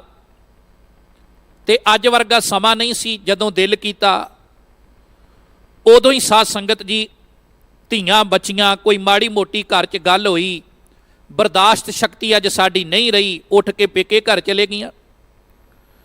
ਉਹਨਾਂ ਸਮਿਆਂ 'ਚ ਜਿੰਨਾ ਚਿਰ ਮਾਤਾ ਪਿਤਾ ਦਾ ਸੁਨੇਹਾ ਨਹੀਂ ਸੀ ਆਉਂਦਾ, ਧੀਆਂ ਆਪਣੇ ਮਾਪਿਆਂ ਨੂੰ ਮਿਲਣ ਨਹੀਂ ਸੀ ਜਾਂਦੀਆਂ। ਸੁਨੇਹਾ ਆਇਆ ਤੇ ਵਾਅਦੇ ਦੇ ਮੁਤਾਬਕ ਆਪਣੇ ਪਿਤਾ ਬਾਬੇ ਅਮਰਦਾਸ ਨੂੰ ਨਾਲ ਲੈ ਗਈ। ਗੁਰੂ ਅੰਗਦ ਸਾਹਿਬ ਦੀ ਧੀ ਬਾਹਰ ਖਿਲਾਰਿਆ, ਪਿਤਾ ਜੀ ਤੋਂ ਆਗਿਆ ਲੈ ਆਵਾਂ। ਮਹਿਮਾ ਪ੍ਰਕਾਸ਼ ਦਾ ਕਰਤਾ ਲਿਖਦਾ ਹੈ ਕਿ ਪਿਤਾ ਜੀ ਕਹਿਣ ਲੱਗੇ, ਧੰਨ ਗੁਰੂ ਅੰਗਦ ਸਾਹਿਬ ਧੀਏ ਜਿਹਨੂੰ ਨਾਲ ਲਿਆ ਗਏ ਉਹਨੂੰ ਅੰਦਰ ਵੀ ਲੈ ਆਈਦਾ। ਬਾਬੇ ਅਮਰਦਾਸ ਨੂੰ ਬੁਲਾਇਆ। ਬਾਬੇ ਅਮਰਦਾਸ ਨੇ ਧੰਨ ਗੁਰੂ ਅੰਗਦ ਸਾਹਿਬ ਦੇ ਚਰਨਾਂ ਤੇ ਰੱਖਿਆ ਆਪਣਾ ਮੁਬਾਰਕ ਸੀਸ। ਤੇ ਜਦੋਂ ਆਪਣਾ ਸੀਸ ਗੁਰੂ ਅੰਗਦ ਸਾਹਿਬ ਦੇ ਚਰਨਾਂ ਤੇ ਰੱਖਿਆ ਤੇ ਗੁਰੂ ਅੰਗਦ ਸਾਹਿਬ ਨੇ ਬਹੁਤ ਕਿਰਪਾ ਕਰ ਦਿੱਤੀ ਸਾਧ ਸੰਗਤ। ਕਿਉਂਕਿ ਗੁਰੂ ਅੰਗਦ ਸਾਹਿਬ ਕੀ ਹੈ, ਉਹਨਾਂ ਦਾ ਜੀਵਨ ਪੜ੍ਹਨਾ ਹੋਵੇ ਤੇ ਉਹ ਅਸੀਂ ਭੱਟਾਂ ਦੇ ਲਿਖੇ ਸਵਈਆਂ 'ਚ ਪੜ੍ਹ ਸਕਦੇ ਹਾਂ ਕਿ ਗੁਰੂ ਅੰਗਦ ਸਾਹਿਬ ਕਿਵੇਂ ਦੀ ਬਿਰਤੀ ਦੇ ਮਾਲਕ ਸਨ। ਉਹ ਲਿਖਦੇ ਨੇ, ਜਾਂ ਕੀ ਦ੍ਰਿਸ਼ਟ ਅੰਮ੍ਰਿਤ ਧਾਰ, ਹੇ ਗੁਰੂ ਅੰਗਦ ਦੇਵ ਮਹਾਰਾਜ ਤੇਰੀ ਦ੍ਰਿਸ਼ਟੀ 'ਚੋਂ ਅੰਮ੍ਰਿਤ ਧਾਰਾ ਬਣ ਕੇ ਵਹਿੰਦਾ ਹੈ। ਕਾਲਖ ਖੰਨ ਉਤਾਰ, ਜਿਹਦੇ ਤੇ ਤੇਰੀ ਦ੍ਰਿਸ਼ਟੀ ਪੈ ਜਾਵੇ, ਜਿਹੜਾ ਤੇਰੀ ਬਾਣੀ ਨੂੰ ਪੜ੍ਹ ਲਵੇ, ਉਹਦੀ ਜ਼ਿੰਦਗੀ 'ਚੋਂ ਵਕਾਰਾਂ ਦੀ ਕਾਲਖ ਦੂਰ ਹੋ ਜਾਂਦੀ। ਤਿਮਰ ਅਗਿਆਨ ਜਾਹੇ ਦਰਸ ਦੁਆਰ, ਤੇ ਤੇਰੇ ਦਰਸ਼ਨ ਕੀਤਿਆਂ ਮਨ ਦੀ ਅਗਿਆਨਤਾ ਵੀ ਖਤਮ ਹੋ ਜਾਂਦੀ। ਫਿਰ ਅੱਗੇ ਕਿਹਾ, ਓਏ ਜੋ ਸੇਵੈ ਸ਼ਬਦ ਸਾਰ, ਕਿ ਜਿਹੜੇ ਆ ਕੇ ਤੇਰੇ ਸ਼ਬਦ ਨਾਲ ਜੁੜਦੇ ਨੇ ਗੁਰੂ ਅੰਗਦ ਦੇਵ ਮਹਾਰਾਜ। ਤੇ ਨਾਲ ਹੀ ਲਿਖ ਦਿੱਤਾ, ਗਾਖੜੀ ਬਿਖਮਕਾਰ, ਕਹਿੰਦੇ ਹੈ ਇਹ ਗਾਖੜਾ ਹੈ। ਗਾਖੜੀ ਤੋਂ ਭਾਵ ਹੁੰਦਾ ਹੈ ਔਖੀ, ਇਹ ਕਾਰ ਔਖੀ ਹੈ। ਔਖੀ ਤੋਂ ਭਾਵ ਹੈ ਵੀ ਗੁਰੂ ਦਾ ਜਦੋਂ ਬਚਨ ਮੰਨਦੇ ਆ, ਸਚਾਈ ਤੇ ਤੁਰਨਾ ਔਖਾ ਹੈ ਨਾ। ਕਈ ਵਾਰ ਸਾਰੇ ਝੂਠੇ ਬੰਦੇ ਇੱਕ ਬੰਨੇ ਹੋ ਜਾਂਦੇ ਨੇ, ਸੱਚਾ ਬੰਦਾ ਇਕੱਲਾ ਰਹਿ ਜਾਂਦਾ ਹੈ। ਇਮਾਨਦਾਰੀ ਅੱਜ ਦੇ ਸਮੇਂ 'ਚ ਰੱਖਣੀ ਔਖੀ ਹੈ ਨਾ, ਕਿਉਂਕਿ ਬੇਈਮਾਨਾਂ ਨਾਲ ਸਮਾਜ ਭਰਿਆ ਪਿਆ ਹੈ। ਉਹ ਭਾਵੇਂ ਰਾਜਨੀਤੀ ਦੀ ਦੁਨੀਆ ਹੈ, ਭਾਵੇਂ ਧਰਮ ਦੀ ਦੁਨੀਆ ਹੈ। ਤੋ ਇਸ ਕਰਕੇ ਮਹਾਰਾਜ ਕਹਿੰਦੇ, ਗੁਰੂ ਨਾਲ ਜੁੜਨਾ ਸੱਚੇ ਮੈਨੂੰ ਇਹ ਗਾਖੜੀ ਕਾਰ ਹੈ। ਓਏ ਜੋ ਸੇਵੈ ਸ਼ਬਦ ਸਾਰ, ਗਾਖੜੀ ਬਿਖਮਕਾਰ, ਤੇ ਭੱਟ ਕਹਿੰਦੇ ਤੇ ਨਰ ਭਵ ਉਤਾਰ ਕੀਏ ਨਿਰਭਾਰ। ਹੇ ਗੁਰੂ ਅੰਗਦ ਦੇਵ, ਜਿਹੜਾ ਪਾਪਾਂ ਦੀ ਪੰਡ ਦਾ ਭਾਰ ਲੈ ਕੇ ਤੇਰੇ ਘਰ ਆਉਂਦਾ ਹੈ ਨਾ, ਤੂੰ ਉਹਨੂੰ ਨਿਰਭਾਰ ਕਰਕੇ ਭੇਜਦਾ ਹੈ, ਭਾਵ ਕਿ ਹੌਲੇ ਕਰ ਦਿੰਦਾ ਹੈ। ਪੰਡ ਹੀ ਚੁੱਕੀ ਫਿਰਦਾ ਹੈ ਨਾ, ਲੋਕ ਅੱਜ ਸਿਰਾਂ ਤੇ ਪੰਡਾ ਹੀ ਚੁੱਕੀ ਫਿਰਦੇ ਨੇ, ਕੋਈ ਕਾਮ ਦੀ, ਕੋਈ ਕ੍ਰੋਧ ਦੀ, ਕੋਈ ਲੋਭ ਦੀ, ਕੋਈ ਮੋਹ ਦੀ, ਕੋਈ ਹੰਕਾਰ ਦੀ, ਕੋਈ ਚੁਗਲੀ, ਨਿੰਦਿਆ, ਬੇਈਮਾਨੀ ਤੇ ਈਰਖਾ ਦੀ। ਮਹਾਰਾਜ ਕਹਿੰਦੇ ਪੰਡ ਸਿਰ ਤੇ ਰੱਖੀ ਹੈ, ਭਾਰ ਬੜਾ ਹੈ, ਪਰ ਗੁਰੂ ਅੰਗਦ ਦੇਵ ਜਿਹਦੇ ਤੇ ਤੇਰੀ ਦ੍ਰਿਸ਼ਟੀ ਪੈ ਜਾਵੇ ਤੂੰ ਉਹਨੂੰ ਨਿਰਭਾਰ ਕਰ ਦਿੰਦਾ ਹੈ। ਤੇ ਨਰ ਭਵ ਉਤਾਰ ਕੀਏ ਨਿਰਭਾਰ। ਫਿਰ ਅੱਗੇ ਕਿਹਾ ਸਤ ਸੰਗਤ ਸਹਿਜ ਸਾਰ। ਤੇਰੀ ਸੰਗਤ 'ਚ ਆ ਕੇ ਬੰਦੇ ਦੀ ਜ਼ਿੰਦਗੀ 'ਚ ਸਹਿਜ ਆਉਂਦਾ ਹੈ, ਕਿਉਂਕਿ ਤੂੰ ਸੇਵਾ ਵਾਲੇ ਬੰਨੇ ਜੋੜਦਾ ਹੈ, ਤੂੰ ਨਾਮ ਵਾਲੇ ਬੰਨੇ ਜੋੜਦਾ ਹੈ, ਤੂੰ ਗੁਰਬਾਣੀ ਪੜ੍ਹਨ ਵਾਲੇ ਬੰਨੇ ਜੋੜਦਾ ਹੈ। ਤੋ ਮਹਾਰਾਜ ਕਹਿੰਦੇ ਨੇ ਸਤ ਸੰਗਤ ਸਹਿਜ ਸਾਰ ਜਾਗੀਲੇ ਗੁਰ ਵਿਚਾਰ। ਜਿਹੜਾ ਤੇਰੀ ਬਾਣੀ ਨਾਲ ਜੁੜ ਗਿਆ ਉਹ ਜਾਗ ਪੈਂਦਾ ਹੈ, ਉਹਦਾ ਸੁੱਤਾ ਮਨ ਜਾਗ ਪੈਂਦਾ ਹੈ। ਤੇ ਨਿਮਰੀ ਭੂਤ ਸਦੀਵ ਪਰਮ ਪਿਆਰ। ਨਿਮਰੀ ਕਹਿੰਦੇ ਨਿਮਰਤਾ ਨੂੰ, ਤੇ ਭੂਤ ਸਦੀਵ ਕਹਿੰਦੇ ਨੇ ਸਦਾ ਵਾਸਤੇ। ਜਿਹੜਾ ਤੇਰੀ ਬਾਣੀ ਤੇ ਤੇਰੇ ਸ਼ਬਦ ਨਾਲ, ਤੇਰੀ ਸੇਵਾ ਨਾਲ ਜੁੜ ਗਿਆ, ਮਹਾਰਾਜ ਕਹਿੰਦੇ ਨੇ ਸਤਿਗੁਰੂ ਜੀ, ਉਹਦਾ ਜੀਵਨ ਸਦਾ ਵਾਸਤੇ ਨਿਮਰਤਾ 'ਚ ਚਲੇ ਜਾਂਦਾ ਹੈ ਤੇ ਹੰਕਾਰ ਉਹਦੇ ਅੰਦਰੋਂ ਖਤਮ ਹੋ ਜਾਂਦਾ ਹੈ। ਅੱਜ ਬਾਬੇ ਅਮਰਦਾਸ ਨੇ ਇਹੋ ਜਿਹੇ ਸਤਿਗੁਰੂ ਦੇ ਚਰਨਾਂ ਤੇ ਰੱਖਿਆ ਸੀਸ ਤੇ ਸੇਵਾ 'ਚ ਜੁੜ ਪਏ। ਫਿਰ ਕਰ ਕਰ ਟਹਿਲ ਰਸਨਾ ਗੁਣ ਗਾਵੋਂ, ਚਰਨ ਠਾਕੁਰ ਕੈ ਮਾਰਗ ਧਾਵੋਂ। ਰੋਜ਼ ਬਿਆਸਾ ਦਰਿਆ ਤੋਂ ਜਲ ਲਿਆਉਣਾ ਤੇ ਲਿਆ ਕੇ ਧੰਨ ਗੁਰੂ ਅੰਗਦ ਸਾਹਿਬ ਦਾ ਇਸ਼ਨਾਨ ਕਰਾਉਣਾ, ਤੇ ਸਾਲ ਬਾਅਦ ਇੱਕ ਸਿਰੋਂ ਪਾਓ ਮਹਾਰਾਜ ਦਿੰਦੇ ਹੁੰਦੇ ਸੀ। ਸ਼ਾਇਦ ਮੈਂ ਨਾ ਭੁੱਲਦਾ ਹੋਵਾਂ ਤੇ ਸਿਰੋਂ ਪਾਓ ਦੀ ਕਵੈਦ ਵੀ ਖਡੂਰ ਦੀ ਧਰਤੀ ਤੋਂ ਹੀ ਬਾਬੇ ਨੇ ਸ਼ੁਰੂ ਕੀਤੀ, ਤੇ ਉਹਨੂੰ ਆਪਣੇ ਸੀਸ ਤੇ ਸਜਾ ਲੈਣਾ। ਅੱਜ ਕੱਲ੍ਹ ਅਸੀਂ ਬੜੇ ਸਸਤੇ ਕਰਤੇ ਨੇ, ਆਪੇ ਹੀ ਇੱਕ ਦੂਜੇ ਦੇ ਗਲਾਂ 'ਚ ਪਾਈ ਜਾਂਦੇ, ਮਾਫ ਕਰਨਾ। ਬਹੁਤੇ ਵੱਡੇ ਸਮਾਗਮਾਂ 'ਚ ਮੈਂ ਕਥਾ ਦੇ ਨਾਲ ਨਾਲ ਸਟੇਜ ਦੀ ਸੇਵਾ ਵੀ ਕਰਦਾ, ਤੇ ਮੈਂ ਅਕਸਰ ਦੇਖਦਾ ਵੀ ਅਖੀਰ ਤੇ ਜੇ ਕਿਸੇ ਨੂੰ ਨਾ ਦਈਏ ਤੇ ਉਹ ਰੁੱਸ ਪੈਂਦਾ, ਲੜ ਪੈਂਦਾ। ਇੱਥੋਂ ਤੱਕ ਕਹਿਣਾ ਪੈਂਦਾ ਵੀ ਟੈਂਟ ਵਾਲੇ ਵੀ ਆ ਜਾਓ, ਸਾਊਂਡ ਵਾਲੇ ਵੀ ਆ ਜਾਓ, ਜੋੜਿਆਂ ਵਾਲੇ ਵੀ ਆ ਜਾਓ, ਤੇ ਜੇ ਕੋਈ ਰਹਿ ਗਿਆ ਨਾ ਉਹ ਵੀ ਆ ਕੇ ਲੈ ਜਾਓ। ਇਹ ਸ਼ਬਦ ਵੀ ਵਰਤਣਾ ਪੈਂਦਾ। ਪਰ ਇਹ ਬਹੁਤ ਵੱਡੀ ਬਖਸ਼ਿਸ਼, ਸਿਰ ਤੋਂ ਲੈ ਕੇ ਜਿਹੜੀ ਪੈਰਾਂ ਤੱਕ ਸਾਨੂੰ ਕੱਜ ਦਿੰਦੀ। ਸਾਧ ਸੰਗਤ, ਸਾਡੇ ਪਰਦੇ ਢੱਕ ਲੈਂਦਾ ਸਿਰੋਂ ਪਾਓ। 12 ਸਰੋਪੇ ਮਹਾਰਾਜ ਨੇ ਗੁਰੂ ਅਮਰਦਾਸ ਜੀ ਨੂੰ ਦਿੱਤੇ। ਸੇਵਾ ਕਰਦਿਆਂ ਕਰਦਿਆਂ ਇੱਕ ਦਿਨ ਜੁਲਾਏ ਦੀ ਖੱਡੀ ਨਾਲ ਪੈਰ ਵੱਜ ਕੇ ਠੇਡਾ ਵੱਜ ਗਿਆ ਤੇ ਗਾਗਰ ਹੱਥੋਂ ਡਿੱਗ ਪਈ। ਜਦੋਂ ਗਾਗਰ ਧਰਤੀ ਤੇ ਡਿੱਗੀ ਨਾ ਤੇ ਉਹਦੇ ਚੋਂ ਖੜਾਕ ਆਇਆ, ਤੇ ਜਲਾਈ ਨੇ ਉੱਠ ਕੇ ਕਿਹਾ ਕੌਣ? ਉਹਦੇ ਪਤੀ ਨੇ ਕਿਹਾ ਭਾਗਵਾਨੇ ਪਈ ਰਹੇ, ਇਸ ਵੇਲੇ ਹੋਰ ਕੌਣ ਹੋ ਸਕਦਾ? ਉਹੀ ਹੋਵੇਗਾ ਨਾ ਅਮਰੂ ਨਿਥਾਵਾਂ, ਜਿਹੜਾ ਕੁੜਮਾਂ ਦੇ ਘਰ ਆ ਕੇ ਮਜ਼ਦੂਰੀ ਕਰਦਾ ਪਿਆ, ਜਲ ਢੋਂਦਾ ਪਿਆ। ਤੁਸੀਂ ਗੁਰੂ ਅੰਗਦ ਸਾਹਿਬ ਦਾ ਇਤਿਹਾਸ ਪੜ੍ਹ ਕੇ ਵੇਖੋ। ਖੈਰੇ ਲੋਕਾਂ ਨੇ ਕਿਹਾ ਪਿੰਡ ਛੱਡ ਦਿਓ ਜਾਂ ਮੀਂਹ ਪਵਾ ਦਿਓ। ਸ਼ਿਵਨਾਥ ਜੋਗੀ ਦੇ ਕਹਿਣ ਤੇ ਮਹਾਰਾਜ ਨੇ ਨਗਰ ਤਾਂ ਛੱਡ ਦਿੱਤਾ, ਪਰ ਬਰਾਗ ਨਹੀਂ ਆਇਆ। ਚੌਧਰੀ ਮਲੂਕੇ ਨੇ ਗੁਰੂ ਅੰਗਦ ਸਾਹਿਬ ਵੱਲ ਇਸ਼ਾਰਾ ਕਰਕੇ ਬੜੇ ਬੁਰੇ ਭਲੇ ਸ਼ਬਦ ਕਹੇ, ਮਹਾਰਾਜ ਨੇ ਕਿਤੇ ਗੁੱਸਾ ਨਹੀਂ ਕੀਤਾ।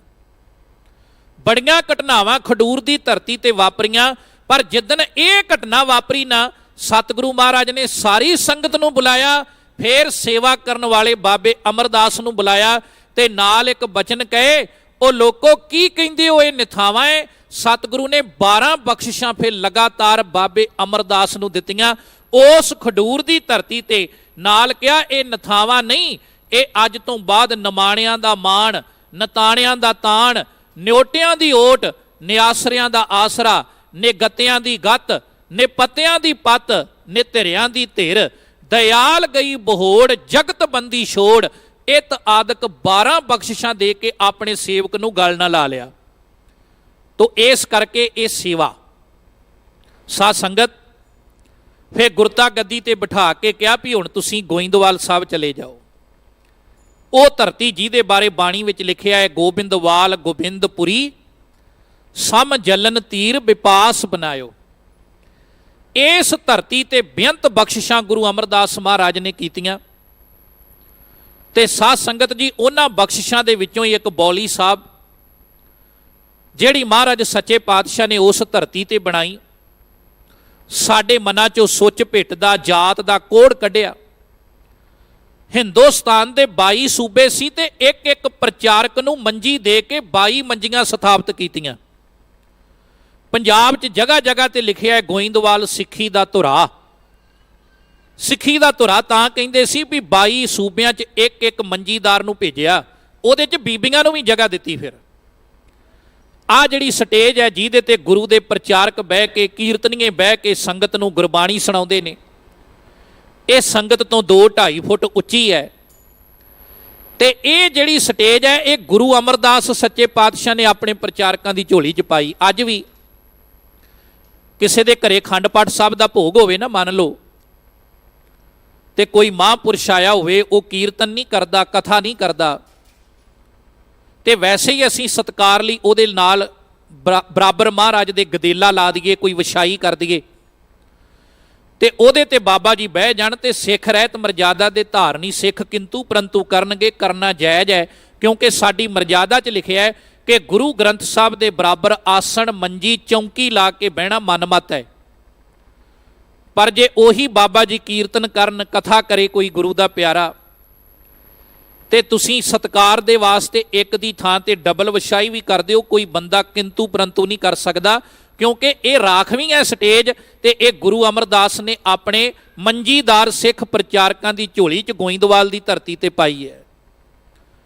ਜੇ ਲਾਹੌਰ ਤੋਂ ਬੁਲਾਵਾ ਆਉਂਦਾ ਹੈ, ਪੰਡਤਾਂ ਨੇ ਈਰਖਾ ਕਰਤੀ ਵੀ ਜੇ ਕਿਤੇ ਇੱਕੇ ਪੰਗਤ 'ਚ ਬਹਿ ਕੇ ਸਾਰੇ ਲੋਕ ਲੰਗਰ ਛਕਦੇ ਰਹੇ ਤੇ ਸਾਡੇ ਵਰਨ ਵੰਡ ਨੂੰ ਬਣਾਈ ਹੋਈ ਵੰਡ ਨੂੰ, ਜਿਹੜੀ ਮਨੂੰ ਨੇ ਬਣਾਈ, ਇਹਨੂੰ ਤੇ ਖਤਰਾ ਹੈ।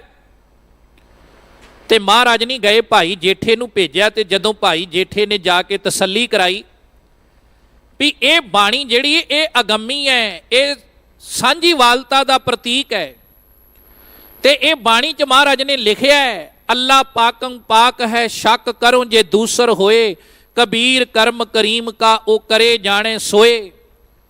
ਇਹ ਬਾਣੀ 'ਚ ਲਿਖਿਆ ਹੈ ਅਵਲ ਅੱਲਾ ਨੂਰ ਉਪਾਇਆ, ਕੁਦਰਤ ਕੇ ਸਭ ਬੰਦੇ, ਏਕ ਨੂਰ ਤੇ ਸਭ ਜਗ ਉਪਜਿਆ, ਕੌਣ ਭਲੇ ਕੋ ਮੰਦੇ। ਤੇ ਇਸ ਬਾਣੀ ਨੂੰ ਮੱਥਾ ਵੀ ਟੇਕਿਆ 5 ਮੋਹਰਾਂ। ਅਕਬਰ ਕਹਿੰਦਾ ਜੇਠਾ ਜੀ ਤੁਸੀਂ ਚੱਲੋ ਤੇ ਆਪਣੇ ਗੁਰੂ ਨੂੰ ਕਹਿ ਦਿਓ ਕਿ ਮੈਂ ਤੁਹਾਡੇ ਦਰਸ਼ਨ ਕਰਨ ਲਈ ਗੋਇੰਦਵਾਲ ਸਾਹਿਬ ਆਉਣਾ ਚਾਹੁੰਦਾ। ਆਪਾਂ ਇਤਿਹਾਸ ਵਿੱਚ ਪੜ੍ਹਦੇ ਹਾਂ ਵੀ ਅਕਬਰ ਗੋਇੰਦਵਾਲ ਆਇਆ, ਤੇ ਐਵੇਂ ਨਹੀਂ ਆਇਆ, ਉਹਦੇ ਮਨ ਵਿੱਚ ਇਹ ਗੱਲ ਆਈ ਵੀ ਜਿਹੜੇ ਗੁਰੂ ਦਾ ਸਿੱਖ ਏਡਾ ਵਿਦਵਾਨ ਤੇ ਮਹਾਨ ਹੈ, ਉਹ ਸਤਿਗੁਰੂ ਆਪ ਕਿੱਡਾ ਪਰਉਪਕਾਰੀ ਹੋਵੇਗਾ। ਆਇਆ, ਉਹਨੇ ਵੇਖਿਆ ਵੀ ਇੱਥੇ ਤੇ ਸਿਧਾਂਤ ਹੀ ਇਹ ਹੈ, ਪਹਿਲਾਂ ਪੰਗਤ ਪਾਛੈ ਸੰਗਤ। ਪੰਗਤ ਵਿੱਚ ਬਹਿ ਕੇ ਲੰਗਰ ਛਕਿਆ। ਲੰਗਰ ਛਕਣ ਤੋਂ ਬਾਅਦ ਕਹਿੰਦਾ ਹੈ ਮਹਾਰਾਜ ਗੁਰੂ ਅਮਰਦਾਸ ਜੀ, ਮੈਂ ਤੁਹਾਡੇ ਲੰਗਰ ਤੋਂ ਇੰਨਾ ਪ੍ਰਭਾਵਿਤ ਹੋਇਆ, ਮੈਂ ਇਹਦੇ ਨਾਂ ਤੇ ਜਗੀਰ ਲਾਉਣੀ ਚਾਹੁੰਦਾ। ਪ੍ਰਿੰਸੀਪਲ ਸਤਬੀਰ ਸਿੰਘ ਲਿਖਦੇ ਆ ਵੀ ਮਹਾਰਾਜ ਕਹਿਣ ਲੱਗੇ ਬਾਦਸ਼ਾਹ ਅਕਬਰ, ਦੁਨਿਆਵੀ ਜਗੀਰਾਂ ਹਮੇਸ਼ਾ ਖਤਮ ਹੋ ਜਾਂਦੀਆਂ ਨੇ।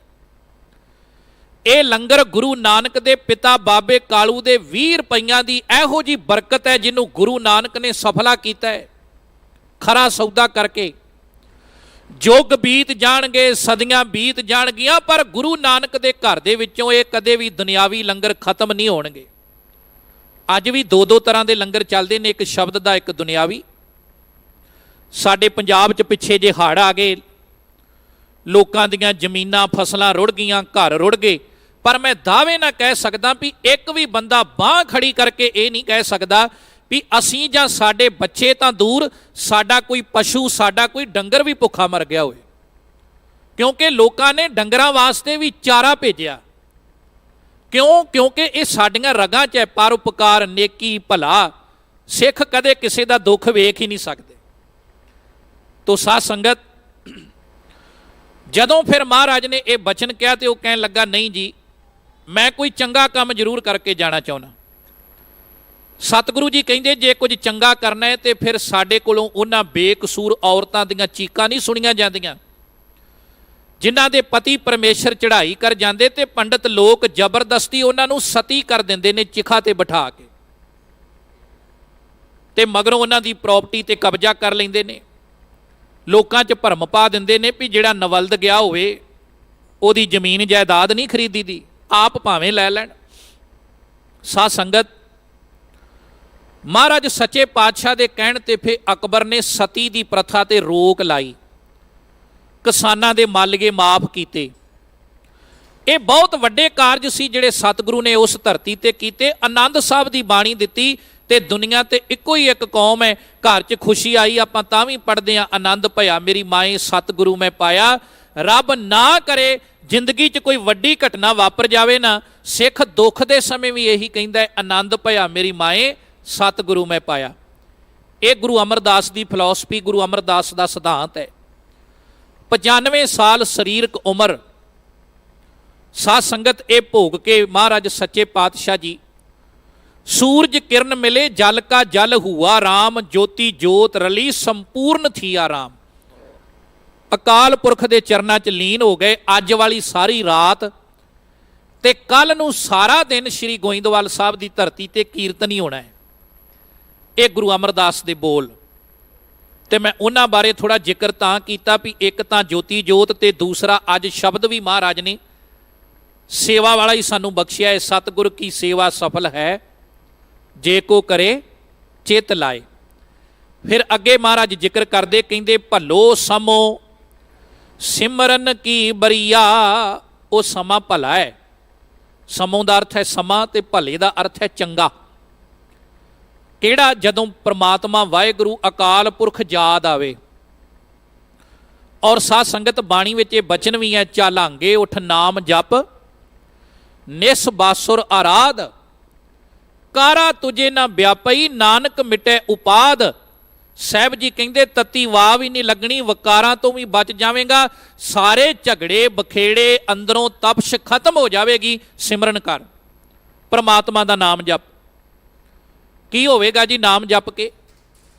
ਫਿਰ ਸਤਿਗੁਰੂ ਗੁਰੂ ਅਰਜਨ ਦੇਵ ਜੀ ਅਗਲੀ ਪੰਕਤੀ 'ਚ ਬਖਸ਼ਿਸ਼ ਕਰਦੇ ਨੇ, ਸਿਮਰਤ ਨਾਮ ਭੈ ਪਾਰ ਉਤਰੀਆ। ਕਹਿੰਦੇ ਜਿਹੜਾ ਪ੍ਰਮਾਤਮਾ ਦਾ ਨਾਮ ਸਿਮਰੇਗਾ ਨਾ, ਉਹ ਐਸ ਸੰਸਾਰ ਸਮੁੰਦਰ ਤੋਂ ਪਾਰ ਉਤਰ ਜਾਵੇਗਾ, ਉਹ ਪਾਰ ਹੋ ਜਾਵੇਗਾ। ਵੇਖੋ ਗੁਰੂ ਅਮਰਦਾਸ ਦਾ ਜਿਵੇਂ ਜਿਵੇਂ ਜ਼ਿਕਰ ਚੱਲਦਾ ਹੈ, ਮੈਂ ਕਹਿੰਦਾ ਭੱਟਾਂ ਨੇ ਵੀ ਕਮਾਲ ਕਰਤੀ ਸਾਧ ਸੰਗਤ। ਉਹ ਕਹਿੰਦੇ ਤੈਂ ਪੜ੍ਹਿਓ ਇੱਕ ਮਨ ਧਰਿਓ, ਇੱਕ ਕਰ ਇੱਕ ਪਛਾਣਿਓ। ਸਿਮਰਨ ਪ੍ਰਮਾਤਮਾ ਦਾ, ਇੱਕ ਤੋਂ ਭਾਵ ਹੈ ਅਕਾਲ ਪੁਰਖ ਪ੍ਰਮਾਤਮਾ ਦਾ ਨਾਮ। ਗੁਰੂ ਅਮਰਦਾਸ ਤੂੰ ਇੱਕ ਨੂੰ ਹੀ ਪੜ੍ਹਿਆ ਆਪਣੀ ਜ਼ਿੰਦਗੀ 'ਚ, ਆਪਣੇ ਮਨ 'ਚ ਧਰਿਆ, ਵਸਾਇਆ ਤੇ ਇੱਕ ਨੂੰ ਹੀ ਵਸਾਇਆ। ਕਰ ਇੱਕ ਪਛਾਣਿਓ, ਜੇ ਪਛਾਣ ਕੀਤੀ ਤੇ ਇੱਕ ਦੀ ਕੀਤੀ। ਫਿਰ ਅੱਗੇ ਕਿਹਾ ਨੈਣ ਬੈਣ ਮੋਹ ਇੱਕ ਦੋ ਠਾਏ ਨਾ ਜਾਣਿਓ। ਅੱਖਾਂ ਦੇ ਨਾਲ ਵੀ ਵੇਖਿਆ ਤੇ ਇੱਕ ਨੂੰ ਵੇਖਿਆ, ਹਰ ਇੱਕ ਦੇ ਅੰਦਰੋਂ ਪ੍ਰਮਾਤਮਾ ਨੂੰ ਹੀ ਵੇਖਿਆ। ਉਹ ਕੋੜੀ ਪ੍ਰੇਮੇ ਵਰਗੇ ਵੀ ਆਏ ਨਾ, ਜਿਨ੍ਹਾਂ ਦੇ ਗਲਾਂ 'ਚ ਟਿੰਡ ਬੰਨ ਕੇ ਘਰਦਿਆਂ ਨੇ ਬਾਹਰ ਕੱਢਤਾ ਸੀ ਵੀ ਤੇਰੇ ਤੋਂ ਬਦਬੂ ਆਉਂਦੀ ਹੈ। ਜੇ ਉਹਨੂੰ ਵੀ ਝੱਲਿਆ ਤੇ ਗੁਰੂ ਅਮਰਦਾਸ ਨਹੀਂ ਝੱਲਿਆ। ਵੇਖੋ ਮਹਾਰਾਜ ਸਿੱਖਾਂ ਨੂੰ ਕਹਿੰਦੇ ਬੌਲੀ 'ਚੋਂ ਲਿਆਓ ਗਾਗਰਾਂ ਜਲਦੀਆਂ ਭਰ ਕੇ ਤੇ ਇਹਦਾ ਇਸ਼ਨਾਨ ਕਰਾਓ। ਇਸ਼ਨਾਨ ਵੀ ਕਰਾਇਆ ਤੇ ਨਾਲ ਭਾਈ ਸ਼ੀਆਂ ਉੱਪਲ ਨੇ ਆਪਣੀ ਧੀ ਦਾ ਰਿਸ਼ਤਾ ਬੀਬੀ ਮੱਥੋ ਦਾ ਗੁਰੂ ਅਮਰਦਾਸ ਦੇ ਕਹਿਣ ਤੇ ਭਾਈ ਪ੍ਰੇਮੇ ਨਾਲ ਕਰਤਾ ਤੇ ਦੋਵਾਂ ਜੀਆਂ ਨੂੰ ਸਾਂਝੀ ਮੰਜੀ ਬਖਸ਼ੀ ਫੇ ਗੁਰੂ ਅਮਰਦਾਸ ਮਹਾਰਾਜ ਨੇ। ਤੇ ਨਾਲ ਨਾਮ ਹੀ ਬਦਲਤਾ, ਕਹਿਣ ਲੱਗੇ ਸ਼ੀਆਂ ਜੀ ਜੇ ਤੁਹਾਡੀ ਧੀ ਦਾ ਨਾਮ ਬੀਬੀ ਮੱਥੋ ਹੈ ਨਾ, ਤੇ ਇਹ ਅੱਜ ਤੋਂ ਬਾਅਦ ਪ੍ਰੇਮਾ ਨਹੀਂ ਹੋਵੇਗਾ, ਕਿਉਂਕਿ ਇਹਦੇ ਨਾਂ ਦੇ ਨਾਲ ਇੱਕ ਸ਼ਬਦ ਜੁੜ ਗਿਆ ਹੈ। ਲੋਕ ਇਹਨੂੰ ਪ੍ਰੇਮਾ ਕੋੜੀ ਕਹਿਣ ਲੱਗ ਪਏ ਨੇ, ਤੇ ਗੁਰੂ ਨਾਨਕ ਦਾ ਘਰ ਤੇ ਕੋੜੀਆਂ ਦਾ ਕੋੜ ਦੂਰ ਕਰਦਾ ਹੈ। ਇਸ ਕਰਕੇ ਇਹਦਾ ਨਾਮ ਹੀ ਅੱਜ ਤੋਂ ਬਦਲ ਕੇ ਇਹਦਾ ਨਾਮ ਮਰਾਰੀ ਰੱਖ ਦਿੱਤਾ। ਤੇ ਮਹਾਰਾਜ ਨੇ ਫਿਰ ਮੱਥੋ ਤੇ ਮਰਾਰੀ ਨੂੰ ਸਾਂਝੀ ਮੰਜੀ ਬਖਸ਼ੀ। ਪਹਿਲਾ ਅੰਤਰਜਾਤੀ ਵਿਆਹ ਗੁਰੂ ਅਮਰਦਾਸ ਮਹਾਰਾਜ ਨੇ ਗੋਇੰਦਵਾਲ ਦੀ ਧਰਤੀ ਤੇ ਆਪਣੇ ਹੱਥੀਂ ਕਰਵਾਇਆ। ਤੋ ਕੀ ਕਹਿੰਦੇ ਨੇ, ਨੈਣ ਬੈਣ ਬਚਨਾਂ ਤੇ ਵੀ ਇੱਕ, ਅੱਖਾਂ 'ਚ ਵੀ ਇੱਕ ਦੋ ਠਾਏ ਨਾ ਜਾਣਿਓ। ਇੱਕ ਤੋਂ ਬਿਨਾਂ ਦੂਜੇ ਨੂੰ ਜਾਣਿਆ ਹੀ ਨਹੀਂ। ਅੱਜ ਅਸੀਂ ਕਿਹਨੂੰ ਕਿਹਨੂੰ ਜਾਣਦੇ, ਮਾਫ ਕਰਨਾ। ਇੱਕ ਪਰਮਾਤਮਾ ਤੋਂ ਬਿਨਾਂ ਦੁਨੀਆ ਭਟਕ ਰਹੀ ਹੈ, ਖੁਆਰ ਹੋ ਰਹੀ ਹੈ। ਕੋਈ ਕਿਸੇ ਡੇਰੇ ਤੇ ਜਾ ਰਿਹਾ ਹੈ, ਕੋਈ ਕਿਸੇ ਜੋਤਸ਼ੀ ਕੋ ਜਾ ਰਿਹਾ ਹੈ, ਕੋਈ ਕਿਸੇ ਰੱਖ ਵਾਲੇ ਧਾਗੇ ਤਵੀਤ ਵਾਲੇ ਬਾਬੇ ਕੋ ਜਾ ਰਿਹਾ ਹੈ। ਥੋੜਾ ਜਿਹਾ ਜ਼ਿੰਦਗੀ 'ਚ ਦੁੱਖ ਆਇਆ, ਪਰੇਸ਼ਾਨੀ ਆਈ, ਅਸੀਂ ਗੁਰੂ ਦਾ ਘਰ ਛੱਡ ਕੇ ਭਟਕਣਾ ਸ਼ੁਰੂ ਕਰ ਦਿੰਨੇ ਆ। ਤੋ ਕੀ ਕਹਿੰਦੇ ਭੱਟ, ਕਹਿੰਦੇ ਨੈਣ ਬੈਣ ਮੋਹ ਇੱਕ ਦੋ ਠਾਏ ਨਾ ਜਾਣਿਓ। ਫਿਰ ਅੱਗੇ ਕਿਹਾ ਸੁਪਨ ਇੱਕ ਪ੍ਰਤੱਖ ਇੱਕ ਸਮੈ ਲੀਣੋ। ਜੇ ਸੁਪਨਾ ਲਿਆ ਤੇ ਉਹ ਵੀ ਇੱਕ ਪ੍ਰਮਾਤਮਾ ਦਾ ਹੀ ਲਿਆ। ਆਮ ਕਰਕੇ ਬੰਦਾ ਜਿਹੜੇ ਬੰਨੇ ਜ਼ਿਆਦਾ ਸੋਚੇ ਉਹਨੂੰ ਸੁਪਨੇ ਵੀ ਉਹੀ ਆਉਂਦੇ ਨੇ। ਪਰ ਗੁਰੂ ਅਮਰਦਾਸ ਮਹਾਰਾਜ ਤੇਰੇ ਸੁਪਨੇ 'ਚ ਵੀ ਆਇਆ ਕੋਈ ਤੇ ਉਹ ਪ੍ਰਮਾਤਮਾ ਹੀ ਆਇਆ। ਸੁਪਨ ਇੱਕ ਪ੍ਰਤੱਖ ਇੱਕ ਸਮੈ ਲੀਣੋ, ਆਪਣੇ ਆਪ ਨੂੰ ਇੱਕ ਨਾਲ ਜੋੜਿਆ। 30 1 ਅਰ 5 ਸਿੱਧ 35 ਨਾ ਖੀਣੋ। ਮਹੀਨੇ ਦੇ 30 ਦਿਨਾਂ 'ਚ 5 ਤੱਤਾਂ 'ਚ ਤੇ ਗੁਰਮੁਖੀ ਦੇ 35 ਅੱਖਰਾਂ 'ਚ ਜੇ ਕਿਸੇ ਨੂੰ ਵੇਖਿਆ ਤੇ ਗੁਰੂ ਅਮਰਦਾਸ ਤੂੰ ਇੱਕ ਨੂੰ ਹੀ ਵੇਖਿਆ। ਤੋ ਸਾਧ ਸੰਗਤ, ਇੱਕੋ ਜੇ ਲੱਖ ਲੱਖੋਂ ਅਲੱਖ ਹੈ, ਇੱਕ ਇੱਕ ਕਰ ਵਰਨਿਓ। ਗੁਰ ਅਮਰਦਾਸ ਜਾਲਪ ਭਣੇ, ਤੂੰ ਇੱਕ ਲੋੜੈ ਇੱਕ ਮੰਨਿਓ।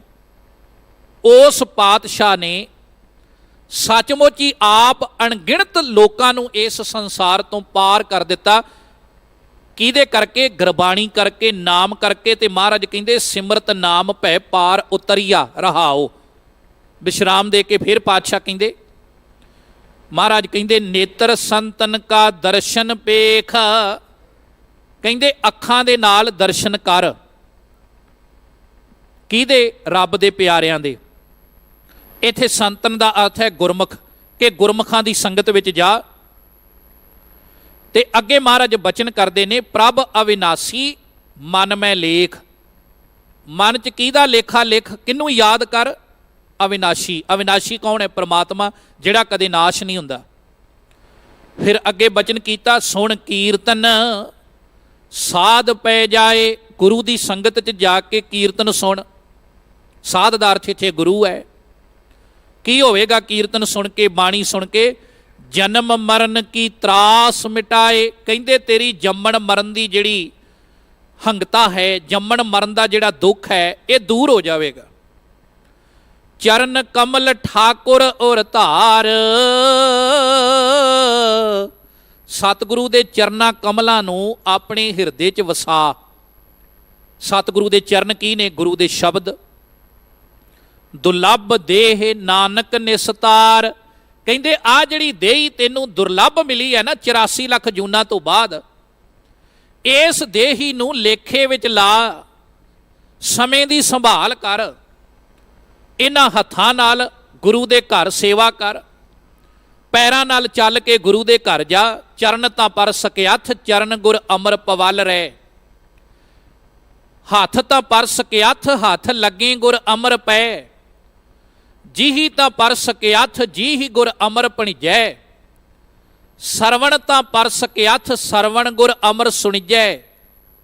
ਨੈਣ ਤਾਂ ਪਰ ਸਕਿਆਥ, ਨੈਣ ਗੁਰ ਅਮਰ ਪਖੀਜੈ। ਸਕਿਆਥ ਸੋਹੀਓ ਜਿਤ ਹੀ ਬਸੈ, ਗੁਰ ਅਮਰਦਾਸ ਨਿਜ ਜਗਤ ਪਿਤ। ਸਕਿਆਥ ਸੋ ਸਿਰ ਜਾਲਪ ਭਣੈ, ਜੋ ਸਿਰ ਨਿਵੈ ਗੁਰ ਅਮਰ ਨਿਤ। ਇਹ ਸਾਰੀ ਦੇਹੀ ਦੀ ਗੱਲ ਕਰਤੀ ਭੱਟਾਂ ਨੇ। ਅੱਖਾਂ ਵੀ ਲੇਖੇ ਵਿੱਚ ਲੱਗ ਜਾਣ, ਹੱਥ ਵੀ, ਪੈਰ ਵੀ, ਰਸਨਾ ਵੀ। ਤੇ ਸਤਿਗੁਰੂ ਸੱਚੇ ਪਾਤਸ਼ਾਹ ਦੀ ਫਿਰ ਤੇਰੇ ਤੇ ਬਖਸ਼ਿਸ਼ ਹੋ ਜਾਵੇਗੀ। 5 ਮਿੰਟ ਦਾ ਮੇਰਾ ਸਮਾਂ ਬਾਕੀ ਹੈ। ਇੱਕ ਜ਼ਰੂਰੀ ਬੇਨਤੀ ਕਰਨੀ ਚਾਹੁੰਦਾ ਸਾਧ ਸੰਗਤ। ਸਿੰਘ ਸਭਾ ਲਹਿਰ ਦਾ 150 ਸਾਲਾ 1 ਅਕਤੂਬਰ ਨੂੰ ਆ ਰਿਹਾ ਹੈ। ਆ ਜਿਹੜੀ 1 ਅਕਤੂਬਰ ਆ ਰਹੀ ਹੈ, ਪੂਰੀ ਦੁਨੀਆ ਦੇ ਅੰਦਰ ਸਿੰਘ ਸਭਾ ਦੇ ਅਨੇਕਾਂ ਗੁਰਦੁਆਰੇ ਨੇ, ਹਜ਼ਾਰਾਂ ਗੁਰੂ ਘਰ ਨੇ। ਔਰ ਇਹ ਏਡੀ ਪਿਆਰੀ ਲਹਿਰ ਸੀ ਵੀ ਜਦੋਂ ਮਹਾਰਾਜਾ ਰਣਜੀਤ ਸਿੰਘ ਦਾ ਰਾਜ ਸੀ, ਉਦੋਂ ਸਾਡੀ ਗਿਣਤੀ 2 ਕਰੋੜ ਸੀ।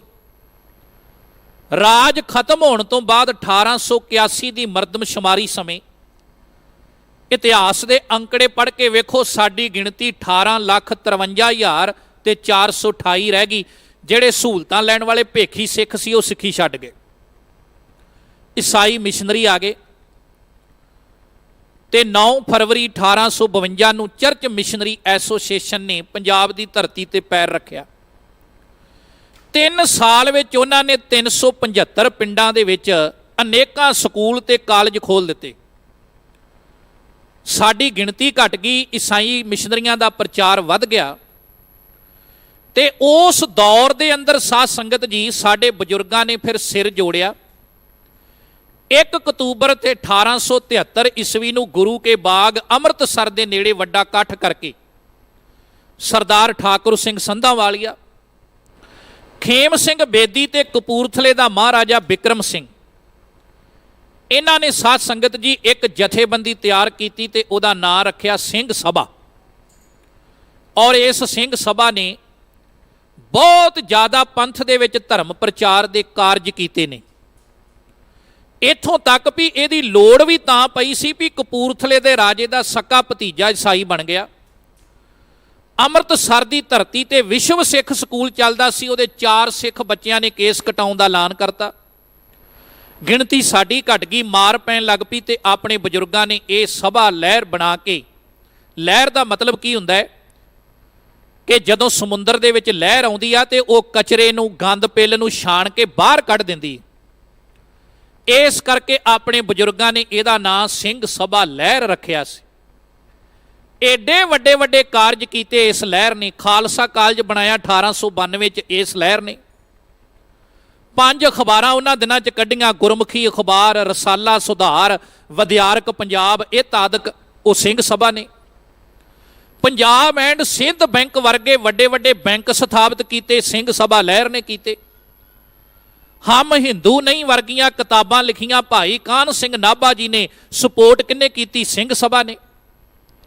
ਦਰਬਾਰ ਸਾਹਿਬ ਦੀ ਪਰਿਕਰਮਾ 'ਚ ਮਹੰਤਾਂ ਨੇ ਮੂਰਤੀਆਂ ਲਿਆ ਕੇ ਰੱਖ ਦਿੱਤੀਆਂ ਸਾਨੂੰ ਬਾਣੀ ਨਾਲੋਂ ਤੋੜਨ ਵਾਸਤੇ, ਤੇ ਮੂਰਤੀਆਂ ਨੂੰ ਬਾਹਰ ਕਿਹਨੇ ਕੱਢਿਆ? ਸਿੰਘ ਸਭੀਆਂ ਨੇ।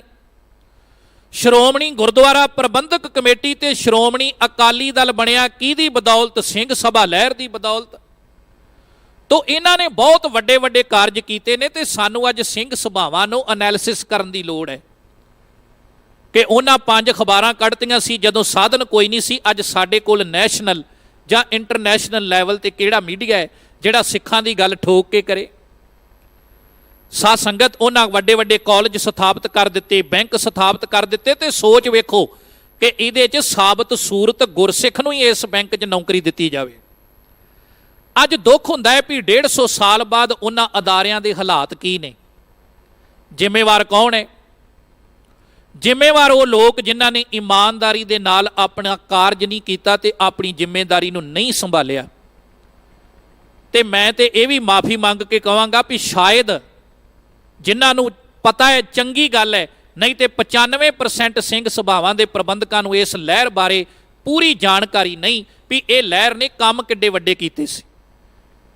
ਮੈਂ ਇੱਕ ਦਿਨ ਪੜ੍ਹ ਰਿਹਾ ਸੀ, ਕਹਿੰਦੇ ਨੇ ਇੱਕ ਗੈਰ ਸਿੱਖ ਆਗੂ ਨੇ ਬਿਆਨ ਦੇ ਕੇ ਕਿਹਾ ਸੀ ਸਿੰਘ ਸਭਾ ਲਹਿਰ ਬਣਾ ਕੇ ਪ੍ਰਚਾਰ ਤੇ ਬੜਾ ਕਰ ਲਿਆ, ਪਰ ਤੁਹਾਡੇ ਕੋਲ ਕੋਈ ਵਿਦਿਆ ਦਾ ਮੰਦਰ ਵੱਡਾ ਅਦਾਰਾ ਨਹੀਂ। ਆਪਣੇ ਬਜ਼ੁਰਗਾਂ ਨੇ ਕਾਲ ਕੀਤੀ ਤੇ ਸਮੇਂ 'ਚ, ਥੋੜੇ ਸਮੇਂ 'ਚ ਖਾਲਸਾ ਕਾਲਜ ਬਣਾ ਕੇ ਕੌਮ ਦੀ ਝੋਲੀ ਪਾਇਆ। ਤੇ ਇੱਕ ਸਿੱਖ ਆਗੂ ਨੇ ਬਿਆਨ ਦੇ ਕੇ ਇਹ ਗੱਲ ਕਹੀ ਸੀ, ਭਾਈ ਸਾਹਿਬ ਆਪਣੇ ਸ਼ਬਦ ਵਾਪਸ ਲਓ, ਤੁਸੀਂ ਕਿਹਾ ਸੀ ਸਾਡੇ ਕੋਲ ਵਿਦਿਆ ਦਾ, ਐਜੂਕੇਸ਼ਨ ਦਾ ਵੱਡਾ ਅਦਾਰਾ ਨਹੀਂ।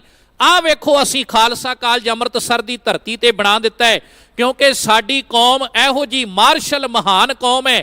ਜੇ ਕਿਤੇ ਅਸੀਂ ਆਪਣੀ ਕੌਮ ਨੂੰ ਇਹ ਕਹਿੰਦੇ ਕਿ ਇਸ ਖਾਲਸਾ ਕਾਲਜ ਦੀਆਂ ਨੀਹਾਂ ਵਿੱਚ ਸਾਨੂੰ ਸੀਮੈਂਟ, ਬਜਰੀ ਤੇ ਸਰੀਏ ਦੀ ਥਾਂ ਤੇ ਸਿੱਖਾਂ ਦੇ ਸਿਰਾਂ ਦੀ ਲੋੜ ਹੈ, ਇਸ ਕੌਮ ਨੇ, ਆਪਣੇ ਸਿੱਖਾਂ ਨੇ ਸਿਰ ਵੀ ਉਸ ਨੀਹਾਂ 'ਚ ਦੇ ਦੇਣੇ ਸਨ। ਮਤਲਬ ਏਡੀ ਇਹ ਮਾਰਸ਼ਲ ਮਹਾਨ ਕੌਮ ਵੀ ਜਿੱਧਰ ਨੂੰ ਪਵੇ ਫਿਰ ਇਹ ਸਾਧ ਸੰਗਤ ਜੀ ਗੁਰੂ ਦੀ ਕਿਰਪਾ ਨਾਲ ਚੜ੍ਹਾਈ ਕਰੀ ਜਾਂਦੀ ਹੈ। ਤੇ ਜਿਨ੍ਹਾਂ ਨੂੰ ਨਹੀਂ ਸੀ ਪਤਾ, ਮੈਂ ਇਸ ਮੰਚ ਤੋਂ ਤਾਂ ਦੱਸਿਆ ਵੀ 1 ਅਕਤੂਬਰ ਨੂੰ 150 ਸਾਲ ਹੈ। ਪ੍ਰੋਫੈਸਰ ਗੁਰਮੁਖ ਸਿੰਘ ਤੇ ਗਿਆਨੀ ਦਿੱਤ ਸਿੰਘ ਭਾਈ ਕਾਹਨ ਸਿੰਘ ਨਾਭੇ ਨੂੰ ਜ਼ਰੂਰ ਯਾਦ ਕਰੋ। ਕਪੂਰਥਲੇ ਦੇ ਰਾਜੇ ਬਿਕਰਮ ਸਿੰਘ ਨੂੰ ਯਾਦ ਕਰੋ, ਜਿਨ੍ਹਾਂ ਨੇ ਇਸ ਲਹਿਰ ਦੇ ਵਿੱਚ ਬਹੁਤ ਵੱਡਾ ਯੋਗਦਾਨ ਪਾਇਆ ਤੇ ਥਾਂ ਥਾਂ ਤੇ ਫਿਰ ਸਿੰਘ ਸਭਾ ਦੇ ਗੁਰਦੁਆਰੇ ਬਣਨੇ ਸ਼ੁਰੂ ਹੋਏ। ਸਤਿਗੁਰੂ ਮਹਾਰਾਜ ਕਿਰਪਾ ਕਰਨ। ਗੁਰੂ ਅਮਰਦਾਸ ਮਹਾਰਾਜ ਦੇ ਇਤਿਹਾਸ ਤੇ ਬੋਲਦੇ ਹਾਂ, ਅੱਜ ਦੇ ਪਾਵਨ ਪਵਿੱਤਰ ਸ਼ਬਦ ਦੀ ਵਿਚਾਰ ਕਰਦਿਆਂ ਅਨੇਕਾਂ ਭੁੱਲਾਂ ਕਰ ਗਿਆ ਹੋਵਾਂਗਾ। ਕਾਫੀ ਲੰਬੇ ਸਮੇਂ ਬਾਅਦ ਆਪ ਜੀ ਦੇ ਦਰਸ਼ਨ ਦੀਦਾਰ ਕੀਤੇ ਨੇ।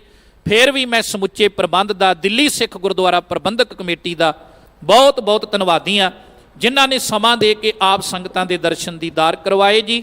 ਸੋ ਜਿੱਥੇ ਆਪ ਸੰਗਤਾਂ ਦਾ ਧੰਨਵਾਦ, ਉੱਥੇ ਕੋਟਾਨਕੋਟ ਧੰਨਵਾਦ ਸ੍ਰੀ ਗੁਰੂ ਗ੍ਰੰਥ ਸਾਹਿਬ ਮਹਾਰਾਜ ਸੱਚੇ ਪਾਤਸ਼ਾਹ ਦਾ, ਸਾਡੇ ਅਤੀ ਸਤਿਕਾਰਯੋਗ ਸਿੰਘ ਸਾਹਿਬ ਭਾਈ ਰਣਜੀਤ ਸਿੰਘ ਜੀ, ਮੁੱਖ ਗ੍ਰੰਥੀ ਗੁਰਦੁਆਰਾ ਸ੍ਰੀ ਬੰਗਲਾ ਸਾਹਿਬ, ਉਹਨਾਂ ਦਾ, ਆਪ ਸਮੂਹ ਸੰਗਤਾਂ ਦਾ ਇੰਨੇ ਕੁ ਸ਼ਬਦ ਪ੍ਰਵਾਨ ਕਰਨੇ ਹੋ। ਆਓ ਆਖਰੀ 2 ਪੰਕਤੀਆਂ ਪੜ੍ਹ ਕੇ ਫੇਰ ਫਤਿਹ ਬੁਲਾਵਾਂਗੇ। ਚਰਨ ਕਮਲ ਠਾਕੁਰ ਉਰ ਧਾਰ, ਦੁਲੱਭ ਦੇਹ ਨਾਨਕ ਨਿਸਤਾਰ। ਵਾਹਿਗੁਰੂ ਜੀ ਕਾ ਖਾਲਸਾ ਵਾਹਿ